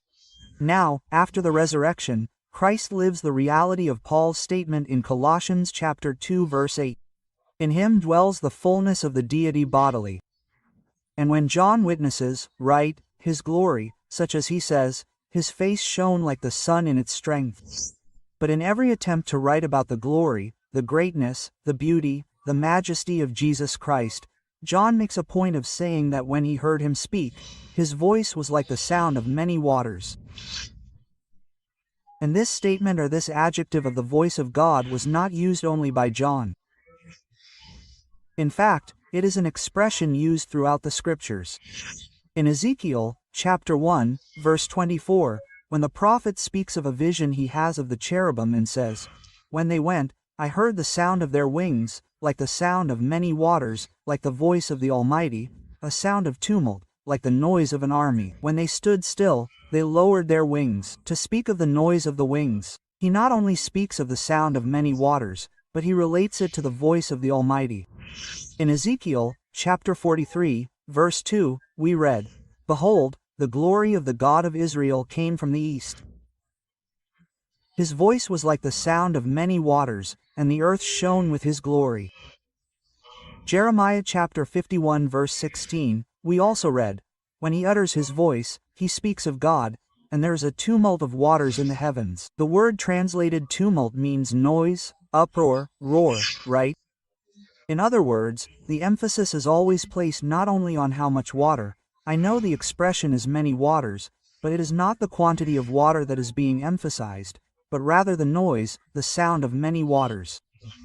For example, someone can be in the middle of the ocean, on a mound surrounded by a lot of water, and everything is calm, quiet, and peaceful. But when we talk about the noise of many waters, then you have to think, right, about the waves of the sea. And the bigger the wave, the louder the noise. You can think of waterfalls, right? They make noise. And when the Bible is using this analogy, the idea is precisely to talk about noise. And what is the point of highlighting noise? Just to say that God has strong lungs, that his voice is loud. No, the analogy should lead us to another understanding, that the Word of God speaks louder in our lives, makes more noise, translates, has more influence than any other type of noise that you and I can be exposed to. Hello, what I have learned for a long time, as I said, right, this year will complete 30 years that I have been preaching this message, because for me it has been an emphasis since the beginning of my pastoral ministry, to lead people to understand what it means to walk in the Word of God, what it means to correspond with it, what power it has of influence, of impact on our lives, but what is our responsibility of interaction, right? What is our participation in this process? We need to understand these estates. I have had the privilege of being in very noisy places, with the sound of water, right? Our glorious Foz de Iguaçu here in Parana, as well as in Niagara F, on the border between the United States and Canada, which are the largest waterfalls in the world. When you are there, especially at the moment, after a lot of rain, during a flood season, it is very noisy. You get closer and you can hear the sound of the water from far away. And many times, you realize when you are talking to people when you are visiting these places that you need to speak louder, because there is indeed noise there. So this idea of noise is something that you and I need to understand, because there is a place of influence that the Word of God needs to exert in me and in your life, making more noise than others. I want to read with you Acts chapter 19 verse 20. In fact, in Acts 19, we have a true revival happening in the city of Ephesus. And within this context, the Bible makes the following statement: "The word of the Lord grew and prevailed powerfully." In addition to the verb grow and prevail, we also have an adjective, right, powerfully here. So, these actions grow and prevail. You and I need to understand what this means. The Word of God will not increase or grow in size. What it does grow is in the space it manages to occupy within our lives. When it prevails, it is because it is speaking louder and is managing to exert the influence it should. Now, in what sense was this statement made? Then we need to read the previous verses. I want to read verses 18 and 19 now. Many of those who believed here and believed in the gospel preached, in the word of God announced. Many of those who believed came confessing and publicly denouncing their own works. Can you imagine the impact this preaching had? People were not only converted, they were not only repenting of their sins and their practices, but they came in public with an attitude of divorce, of breaking with their old life, confessing where God had rescued them from and what power the Word of God had had in their lives. They had reached such a point in this renunciation of the old life that verse 19 says, "Many of those who had practiced magic gathered their books and burned them in front of everyone." When they calculated the value of the books, it came to 50,000 denarii. Think of the cost of the fire. A denarius was the pay for a day's work for a normal worker. Now, in a week, 6 days, they worked, 1 day rest, and they earned 6 denarii. The average, of days work varied between 25 and 26 per month, 50,000 denarii. In other words, there were so many books, if they had been sold they would have generated income. But they looked at them and said, "It's no longer good for anything." Now we have the revelation of the Word of God. It has changed the course of our lives and the level of response is extraordinary. What does that mean? The gospel was not only preached, but there was such a receptivity to the word that we have a description of it happening in Ephesus. Ephesus became one of the largest churches in Asia. Even during the time of the Apostle John's pastorship, right? It had leaders like Paul, Timothy, and later John of the 12, the beloved apostle, leading the church. It came to have more than 20,000 Christians serving in that church. Through Ephesus, all of Asia was impacted by the Word of God. But the question is, why didn't what happened in Ephesus happen everywhere? Because if the Word of God produced results automatically and spontaneously, the same thing would have happened everywhere. But what it found there, which allowed it not only to grow but to prevail powerfully, was receptivity, it was interaction. Whoever understands, say amen. Amen. So, there are places where we notice that, in fact, there was an impact, that churches became fruitful, and almost always, explicitly or implicitly, what we will notice is that these people in fact opened up, right? They became receptive to the action of the Word. Word of God. They simply opened space in their inner selves. The Apostle Paul also speaks to the Thessalonians about how they also received the Word of God, not as a word of man, but of God. In other words, people who treat the Word of God differently and expose themselves to it will inevitably experience a deeper and more powerful action. So, the meaning of the voice of many waters, the emphasis is not just on much, but on the noise that the many waters can make, to the point that the voice of God, the Word of God, drowns out the other voices. Having established this first meaning, right, that the expression voice of many waters emphasizes more noise than just quantity, I now want to work on another practical concept. As I said, I have had the privilege of being in both Foz do Iguaçu and Nagra FS. The noise that can make is impressive, right? I recorded a video summarizing this message, an under 12 voice of many waters, right? Practically like that, at the closest point that could be reached, that tourists can get there, right? It's in Iguaçu Park. And I remember that I ended up hoarse from that recording, because we almost have to shout while we're talking, right? Because that noise competes, but you still manage to make yourself heard. So, if tourists are visiting a video like this one that records, you can compete with that noise and be heard. But I also had an experience more than 30 years ago. I remember that I was still, single. And I was with the young people from the church in Guarapuava. We did a retreat, a camp in a nearby city in Candói, and the region where it is, let's call it Santa Clara, has a waterfall. I remember that the day the camp ended, someone called me and said, "Pastor, most of you have already left by bus and now there's a small group that will return by car. It's easier to manage and have security, so I'm just going to tell you now, there's a waterfall right next to where we are, wonderful to see and visit. Shall we stop for a while?"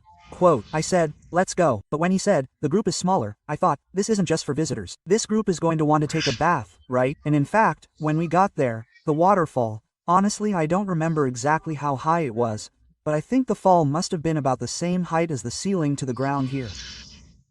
But when we got there, it didn't make that loud noise like Foz do Iguaçu. We were looking at it, the scenery was beautiful, it was a hot day, most of us decided to go in to take a bath. Then that person, who knew it, said, "Look, it's better for no one to walk in that corner over there. The rocks are very slippery, there's a lot of mud that accumulates and falls on the rocks. It's not good, it really hurts." So, I called the group, gave them instructions, "Guys, we're going to this point, no one goes from here to there." We talked about everything, and we went in. And you know that it's not that the young man disobeys, his memory is short for the rules.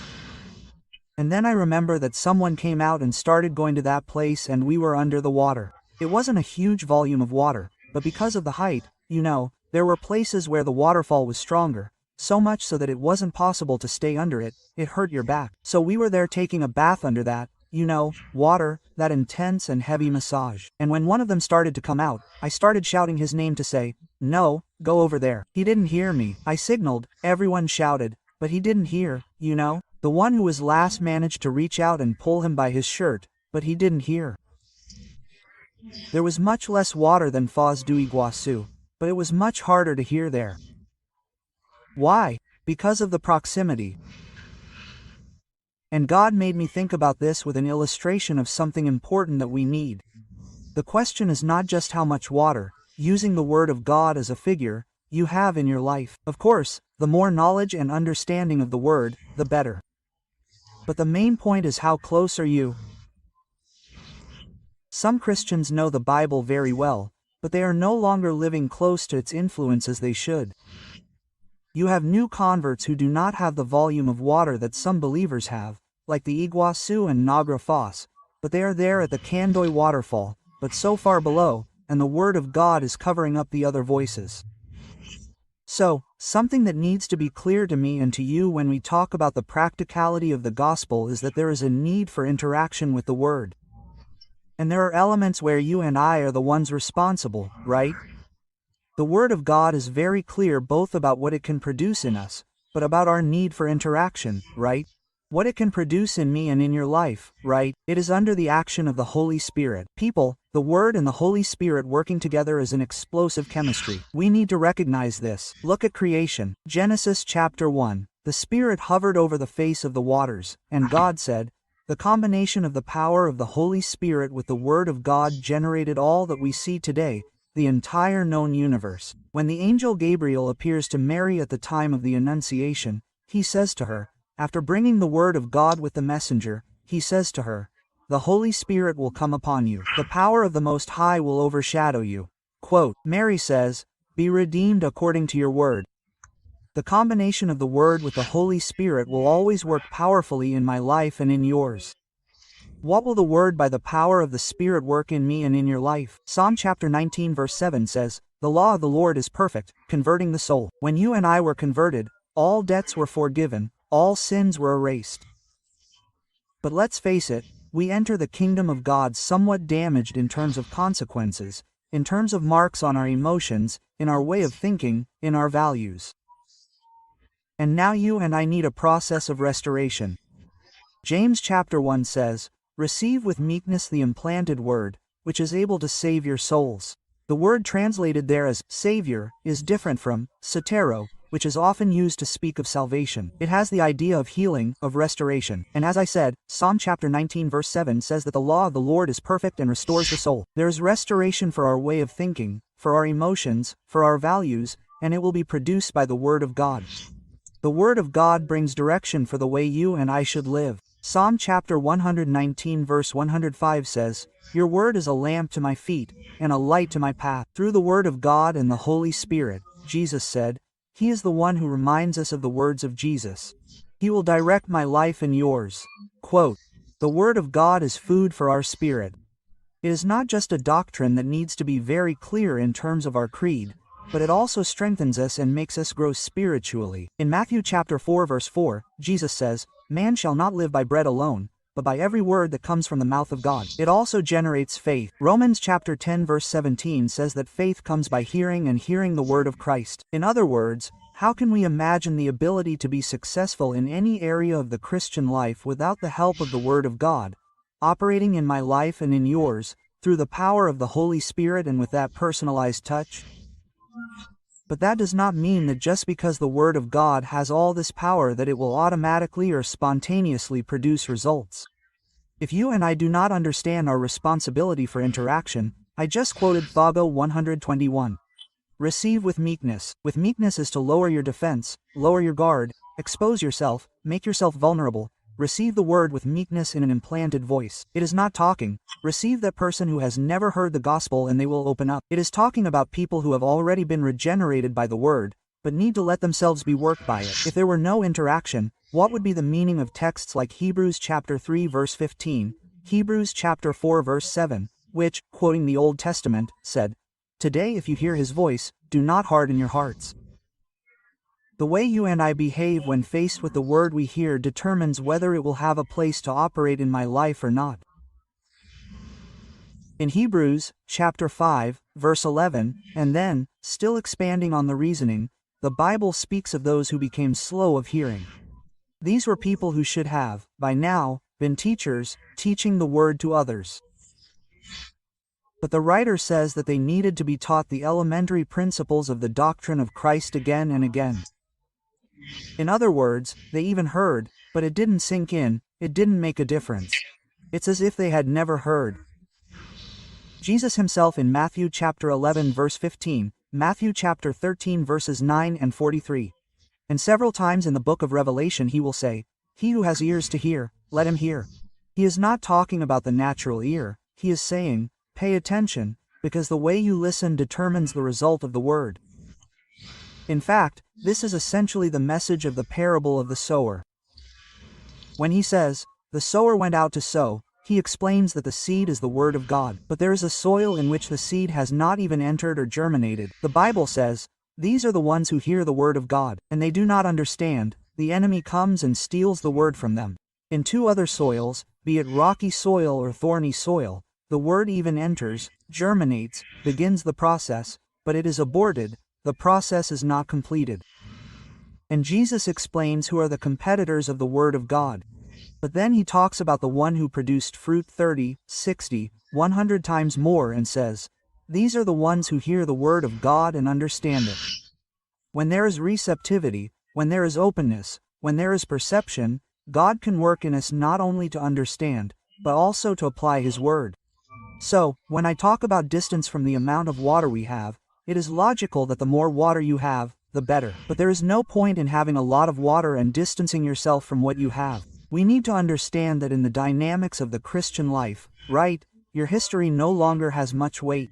Of course, over the years, those who remain with a good testimony are accumulating experience and authority, but there is no point in having had a good testimony in the past and losing it later. The Apostle Paul writes to the Galatians and says, you were running well. Who was it that stopped you from continuing to obey the truth?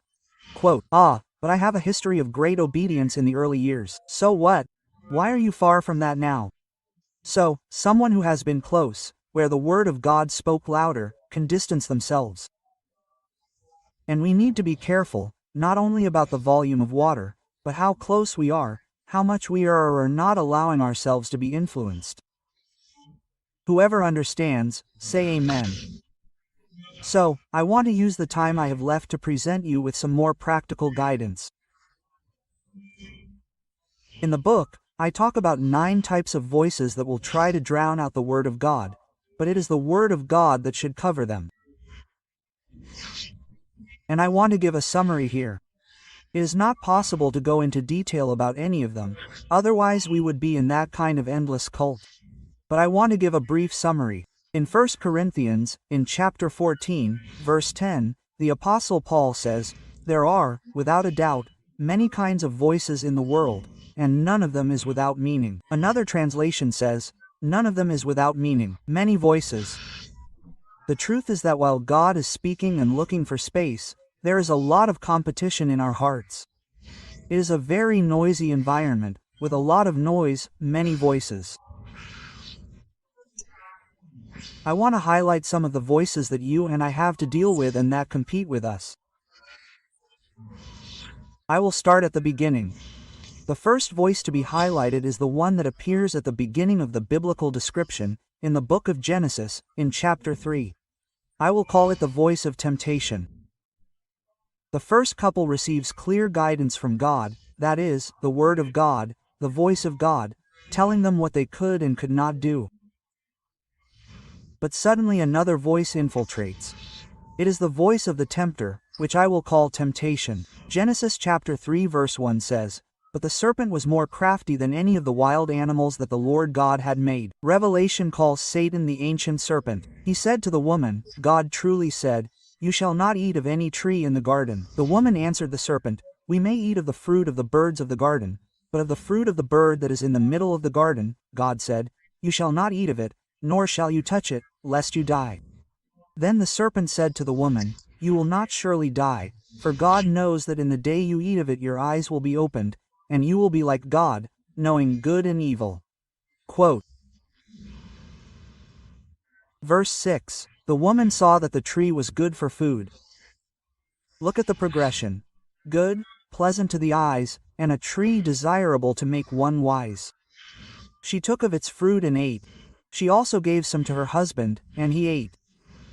And here the voice of temptation spoke louder than the voice of God. The word of God was not lacking, there was no lack of guidance. But the devil is always at work trying to relativize the word of God. Oh, you can't eat any of it. No, it's just this one that won't do, nothing will. God is trolling you. God is trying to deprive you of what is truly good. And at a time when the one who had more trust was Satan's proposal than God's, we have not only the lives of the first couple being ruined, but of all humanity.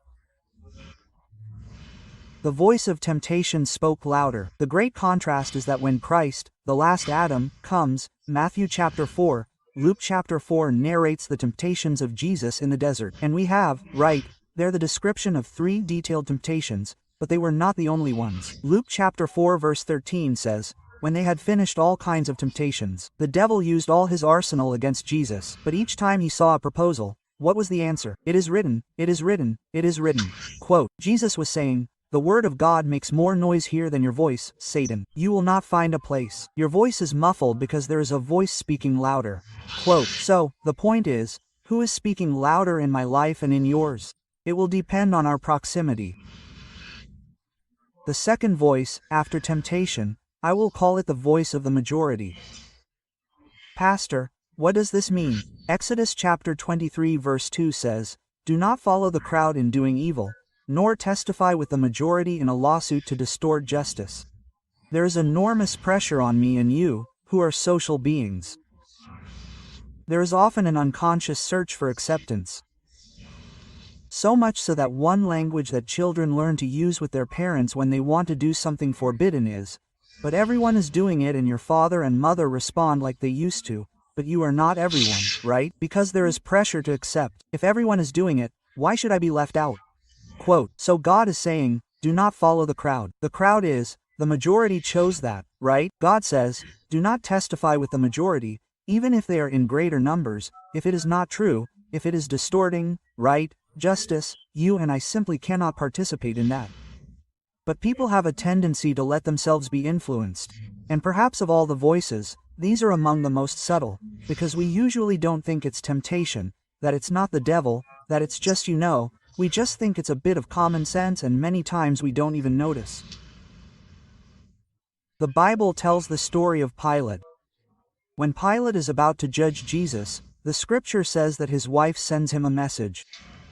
I don't know how many years he had been married, but surely he, like me, like the other husbands here, have heard the phrase several times after not listening to his wife's advice. I told you, I told you. The woman sends him a message, she says, don't get involved in the matter of this righteous man. She already calls him righteous. She says, he is innocent. She says, I suffered a lot in dreams last night because of him. What is this woman sending people? A divine warning, a message. They put you in a trap, in a trap. You are about to condemn an innocent man. Now, when Pilate, frightened, starts trying to loosen things up, the crowd starts to press in. If you defend him, if you release him, you are not Caesar's friend. And he, wanting to please the majority, disregarded the voice of God. Many times, many of us, under pressure from our colleagues at work, at school, whatever, looking at the majority, want to follow the trend and we have let that speak louder than the word of God. We all have the right to choose, right? For me, it is clear that when Pilate condemns Jesus, he ends up serving a divine purpose, but he was not obliged to do so. He was not predetermined to do so. God still sends a warning saying, you are about to make a mistake, I am giving you the opportunity not to make it. But the present God who knew his choice, even being just enough to warn him, ends up using a wrong choice to benefit us. But that is different from saying that Pilate only made that decision because Jesus had to die for me and for you. We can see in this drawing that someone can let the voice of the majority speak louder than the word of God, but in my life and in yours we have to act differently. When Daniel and his friends go to Babylon, they act differently. Everyone is eating unclean food, but we are not going to eat it. Everyone is bowing down before the statue, but we are not going to bow down, because here the word of God speaks louder. Who understands? Third voice. The voice of doubt when the Apostle Peter walks on the water. And for me, I think this is a beautiful, extraordinary figure. People sometimes ask me, Pastor, what is a good definition of faith that you can give? I said, the best one is right there in the Bible, Hebrews chapter 11 verse 1. Faith is the substance of things hoped for, the conviction of things not seen. Quote, but if they try to explain it another way, using Peter's text, I tell people to keep looking to Jesus in the time of the storm. But if you want my definition of doubt, faith is looking at the wave, the size of the wave, the strength of the wind, at the time of the storm. The Apostle Peter has an extraordinary experience, right? The Lord Jesus comes walking on the water. They are terrified, screaming, "It is a ghost." Imagine if even a believer today were there. They would already be saying, "He is tied up in the name of Jesus." Because the first thing that came to their minds was not that our Lord appeared. People. Everything was dark between one flash of lightning and another, a figure walking on the water. Who walks on the water? Soon Jesus calms them down saying, "Do not be afraid, I am." And Peter, who was talking while thinking, was thinking while speaking, right? He simply thinks out loud, "If it is you, send me to you." And there is a logic in what Peter is saying. If my Lord moves on this storm of life, as a disciple I want to move too. And the moment he says, "If it is you, send me," Jesus says, "Come." So it is not fair to say that Peter walked on water because there is no solid platform there. At some point we also see that he began to compromise that. It is fair to say that Peter walked on the word of Jesus, "Send me to you." When he acts on the word, he walked. But when he began to look around, I imagine a reasoning in Peter's head, more or less.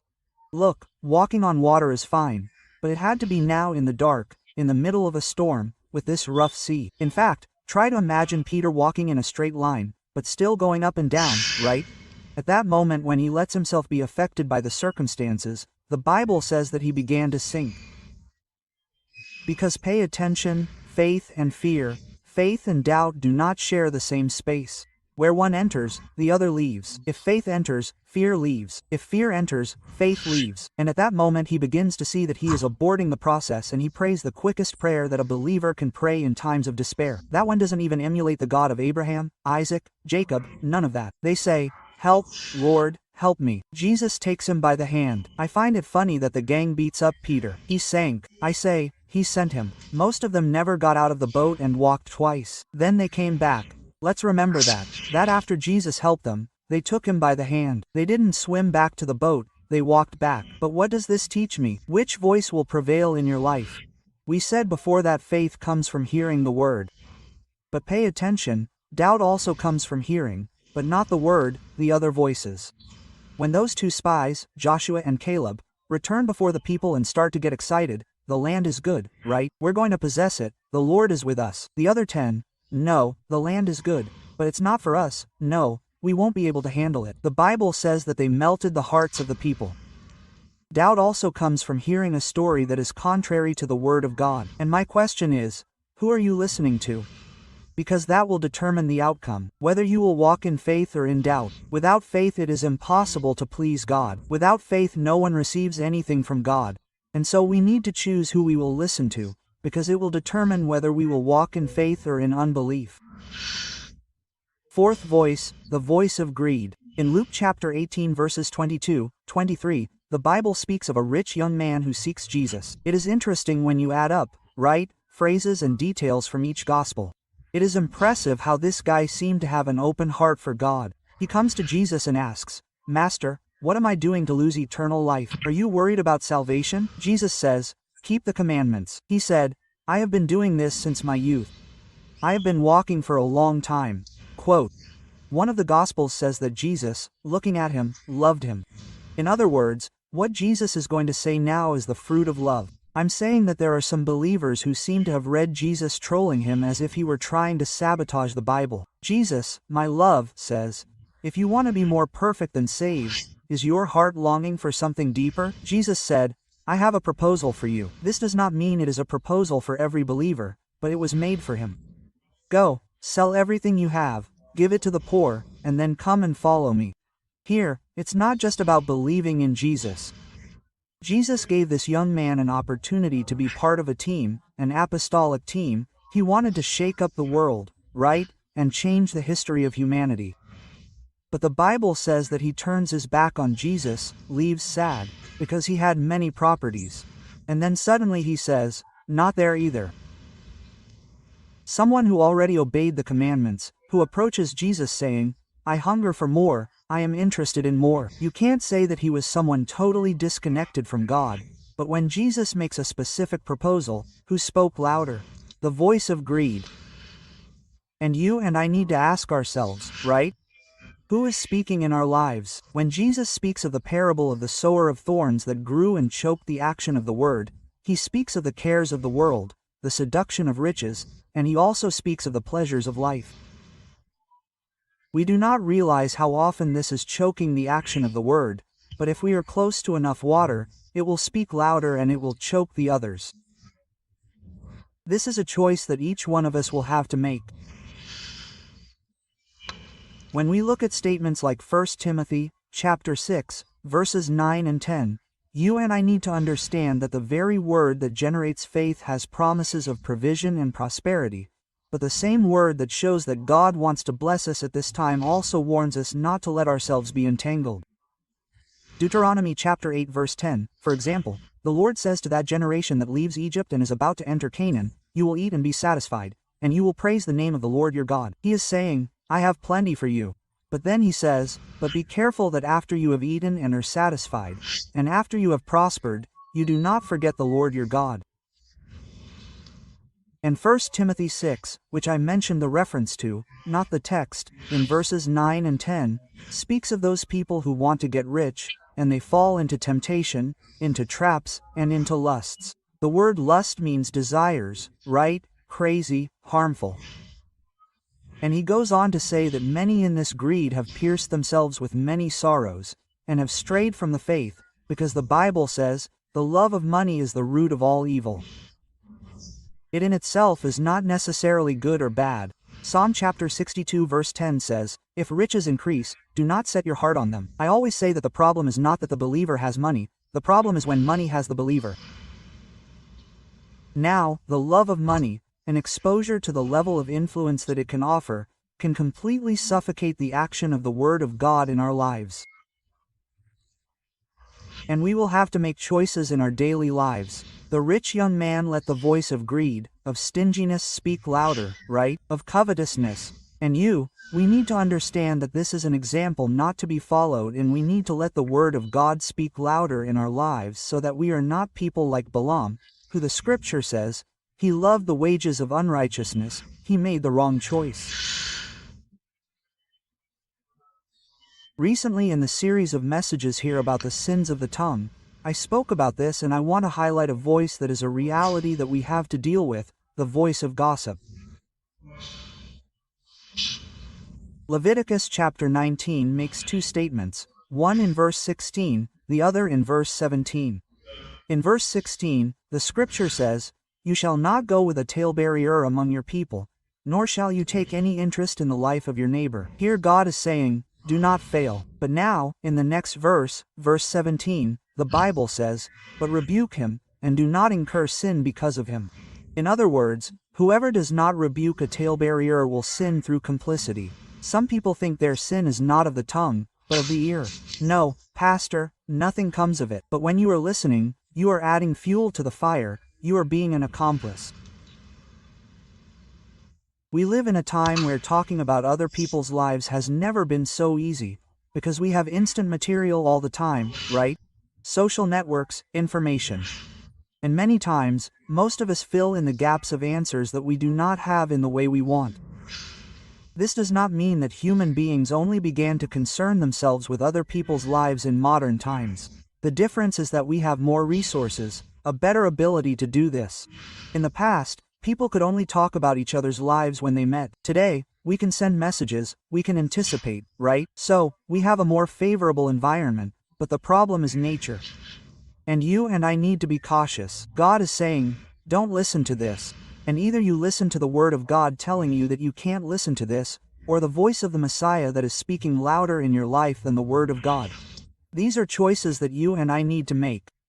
The other day someone said, but don't you ever get curious? I said, of course I do. I only remember what God is saying, right? And I need to satisfy that curiosity. There are times when I feel like asking, but what about this and that, right? But you and I simply need to control this nature and let the voice of God speak louder. The voice of discouragement. I want to speak now. If you can, open your Bible with me to the book of Job, chapter 4. I want to read verses 3 through 5. I'm going to read this text specifically in the NIV, the New International Version. One of Job's friends, seeing that moment of discouragement that he is in, says, "Think about it, you taught so many, you strengthened weak hands, your words gave strength to those who stumbled. You strengthened weak knees, but now when trouble comes, you lose heart. When you are hit, you are prostrate." That's what I have learned about the Word of God. It's easy for us to enter a place of merit or mental consent. We even explain to the soteo, "You can't be hurt, you have to forgive." But talking is easier. And when it's your turn to deal with the hurt and you have to forgive. His friend is saying, "Hey, you strengthened the hands that were tired, the knees that were weak, you gave strength to those who were stumbling, but now that your turn has come, you are discouraged." People, discouragement is what happens, and we need to understand that we are very vulnerable. The Word of God speaks about Elijah, saying, "Elijah was a man like us." In other words, he was cut from the same cloth. And think about the guy in the Bible who you might call bipolar. He is Elijah. One minute he is calling down fire from heaven. He sees the nation of Israel fall to their knees, shouting, "Alone, the Lord is God." The next minute he is saying to God, "My life is a lie." It is interesting that the moment he prays is because Jezebel, the queen, King Ahab's wife, threatened to kill him. And the Bible says that Elijah fled to save his life. What does saving his life mean? Does the guy want to die? No, but now that he has fled, he said to God, "It is better for me to die than to live. If I am God, I will look at him, so come back and Jezebel will solve your problem." In fact, he would have solved it already if he had not come here. And there are times when we do not even understand each other, nor do we know what we want. Our emotions can vary greatly. Now let's stop and think for a moment. During 3.5 years of drought, the judgment that Elijah announced from God. The Bible says that God hid the prophet Elijah at the moment he was going to send a message to Ahab, saying, "Let's meet at the top of Carmel." Ahab's servant, who was supposed to be a messenger, said, "Wow, he doesn't do that." And he says, "There was no kingdom. I was only talking about Israel, where my Lord had not searched for you and never found you. If I say that you are here now and the Spirit of God has taken you here, I am the one who will lose my mind." In other words, the guy searched not only Israel all the time, but God hid him. Not only did he hide him, he sustained him. At that moment, it was not only Elijah who remembered what God has done, what he has said, how he has fulfilled his word, but suddenly discouragement began to speak louder than the word of God. What John once carried from God to strengthen others, suddenly is not having any effect on him. Because the question is not just whether you have water, it is whether you will continue to be close to it. And we need to make choices. The voice of discouragement has claimed many victims. Many people have been discouraged, have cooled in their faith and in their pace of walking. But you and I need to allow the Word of God to speak louder, to cover up the other voices in our lives. Whoever understands, say amen. Amen. Allow me to speak a little now about the voice of prejudice. Pastor, what is this? The Apostle Peter in Acts, chapter 10, the Bible says that he was staying in a house in Joppa, and the Bible says that he was hungry and his brothers went to prepare food. At that time, instant food was not eaten. For example, when Abraham decided to prepare a goat for the angels who were visiting and he didn't know it was an angel, he called his servant, told him to go get the flock, kill it, feed it, cut it, season it, and light the fire, which was not a stove. The process was not quick. While the people went to prepare food, Peter said, "I'm going to pray." This business wasn't going to be quick. I think God takes advantage of the context of Peter being hungry and waiting for food. When Peter is praying on the roof of the house, the Bible says that he was in a trance and he has a vision. The vision shows a sheet with all kinds of animals coming down. And God said to Peter, "Get up, kill and eat." Interesting, God says this right at the time of hunger. What does Peter say to God? It's God talking to him. "Not at all, Lord, for nothing unclean has ever entered my mouth." What is Peter talking about? According to the law of Moses, this law was no longer in force, but Peter lived under it his entire life. There were a series of animals considered unclean. The Gospels are clear in saying that Jesus declared all foods clean. That would change, right? Hebrews chapter 7 verse 2 says that where the change of priesthood is a change of law. But at that moment Peter is saying to God, not even the Lord will make me change certain adopted standards. People, it is of course God would not command Peter to break his own word. In the book of James, we read that God cannot be tempted by evil and does not tempt anyone. Now, how can anyone argue with God by saying, my values are higher and purer than yours? The truth is that many times we have a mind formatted by certain prejudices. And why did God use the image of food? So that Peter would understand the allegory later. He would be called to preach in the house of the Gentiles for the first time in history. The gospel would be communicated directly, deliberately and intentionally to the Gentiles and non-Jews. It is the moment when God is opening the door of salvation beyond the house of Israel. A historic moment, but Peter would not have obeyed. In fact, after he goes to the house of Cornelius, preaches, the Holy Spirit is poured out, a beautiful thing, and the news reaches Jerusalem before Peter. When Peter gets there, everyone is throwing stones at him. You entered the house of the Gentiles, ate with them, and God uses the image to say to Peter, do not call impure what I have purified. And the truth is that just as Peter would not have preached to that group of people, sometimes you and I will not preach to a certain group of people. We will not relate to other types of people. And many times we are moved only by prejudice, because we are talking about people whom God loves, for whom God has a plan, for whom He has a purpose, for whom He has called us. And don't you think that we are exempt from this? A leader like Pedro, one of the pillars of the church, was exposed, right? He ran this risk. The question is about us. I remember a while ago, when the church started to grow, at the time when we were in Agua Verde, and a person came to complain to me, said, Pastor, her client here is changing, right? She's getting some complicated types. Quote. And I said, what's up? No, Pastor, there's an agent there. Look, if you speak strangely. I said, what do you think this is a place for? The church is a hospital. It is a place of salvation.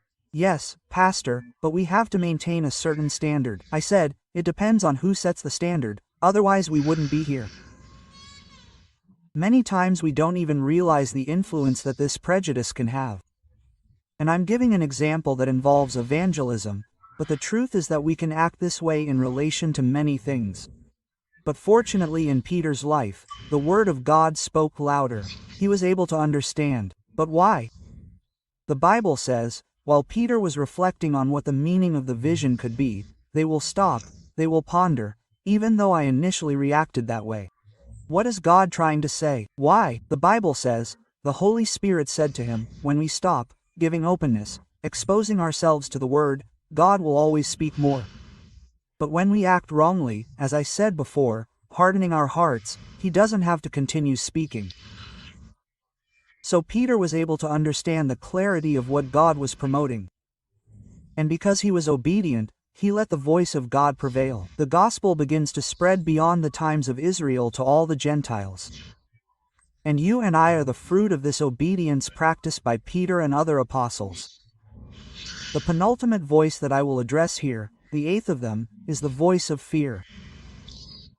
2 Timothy, chapter 1, verse 7, says that God has not given us a spirit of fear, but of love, of boldness, and also of a sound mind or moderation. When the Bible speaks of fear as a spirit, we need to understand that it also speaks of an action on the spiritual plane. And fear works. And I can tell you that fear has a voice. The book of Hebrews speaks about those whom Satan kept as slaves for fear of death. Fear can be more controlling than you can measure. And when I look at the scriptures, I see some pictures about fear and it can paralyze us, including in relation to the service of God. Some are not advancing to a deeper place in God. Some are not advancing to a more fruitful place in the work of the ministry, because they are afraid. If you look at the context of Paul's statement, God has not given us a spirit of fear. It's the previous verse, 2 Timothy 1-6. Rekindle the gift that was given you through the laying on of my hands. The word gift is charisma. It speaks of the manifestations of the Spirit. But when he says rekindle, it literally means rekindle. Some translations have opted for awaken, but the word literally means you blow on a coal so that it becomes glowing again. So, rekindle. I believe that's even better than awaken. Now, why is the gift going out in Timothy's life? If God gave the gift, if God wants the gift to be rekindled, we can't blame God. The problem is with Timothy. What was Timothy's problem? Fear.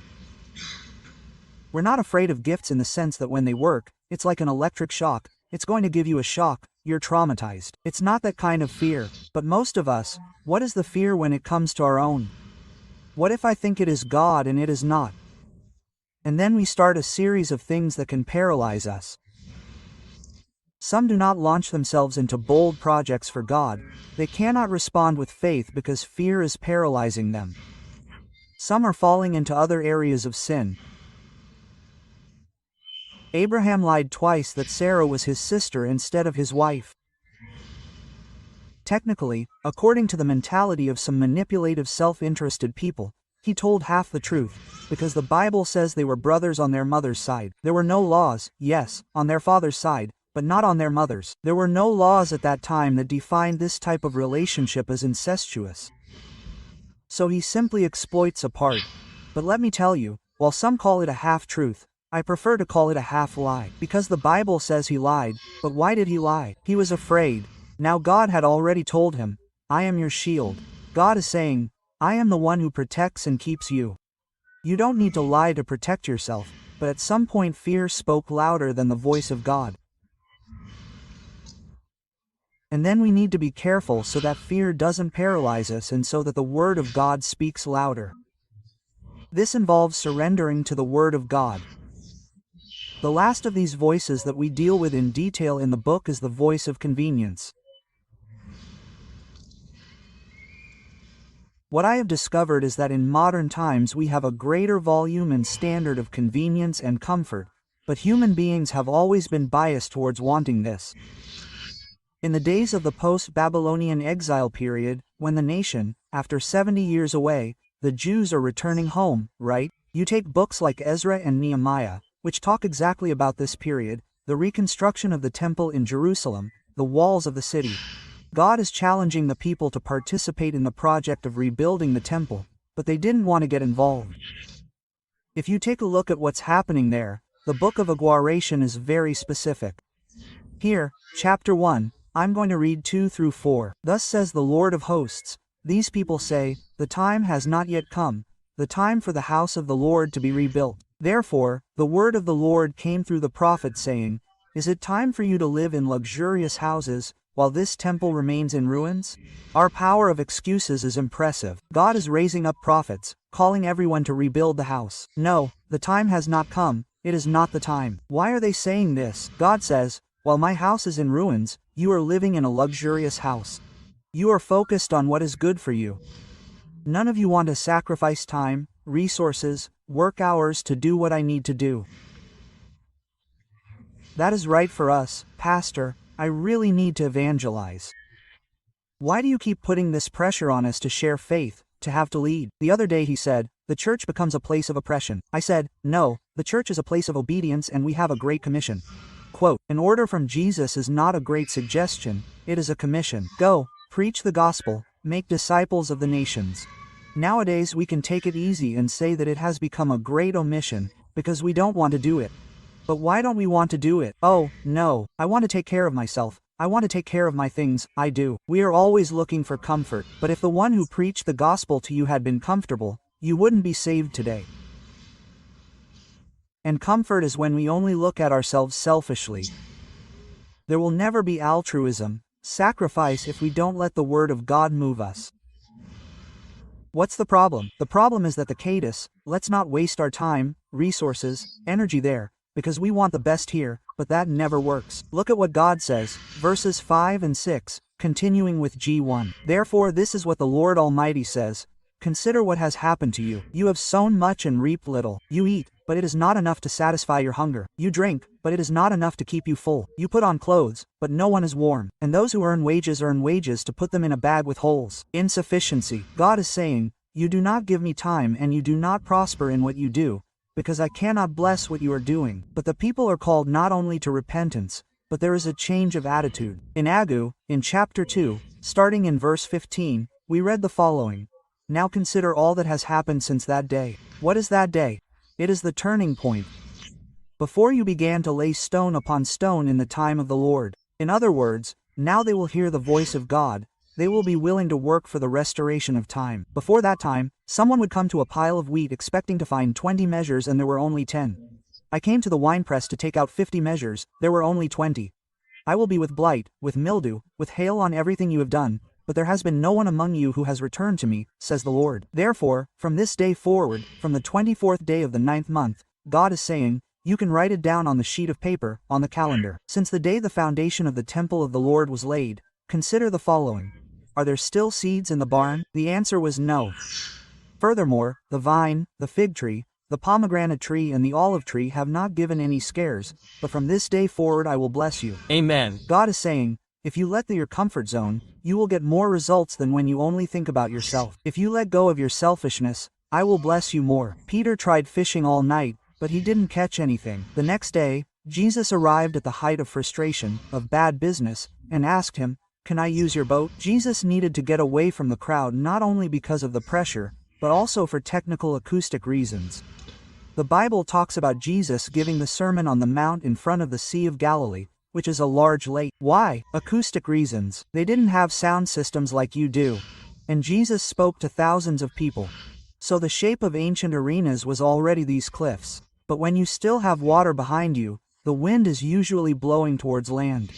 And Jesus uses Peter's boat, and communicates the word to everyone. The guy is already having no results, and he's going to waste a lot more time with the boat given to Jesus not producing anything. When Jesus finished preaching, he turned to Peter and said, now let down your nets. And the Bible talks about a miraculous catch of fish. Pay attention. There is no way you can give up your time and your business for the sake of the kingdom of God and not be blessed by it. So we will have to reconsider our concepts of convenience, because convenience is harming us and not blessing us. And when we enter the mode of sacrifice, which is the standard of the Christian lifestyle, we will not only fulfill God's purpose, we will have better results. And best of all, the word of God will be spoken louder. These are some of the examples we work with, to encourage you to evaluate your life. I close here by asking what voice has prevailed in your life. We need to return to the Word, and when I say return to the Word, it is not just reading, it is meditating. It is allowing the Spirit of truth to operate within us, to revive our spiritual conscience and muffle the voice in our lives. Let us stand. Father, we pray and cry out for grace and favor upon each one of us. We pray, Father, for that touch, personal action of your Holy Spirit in us. We want to not only process, digest these truths with meditation, reflection, which is such an important part of receiving your word.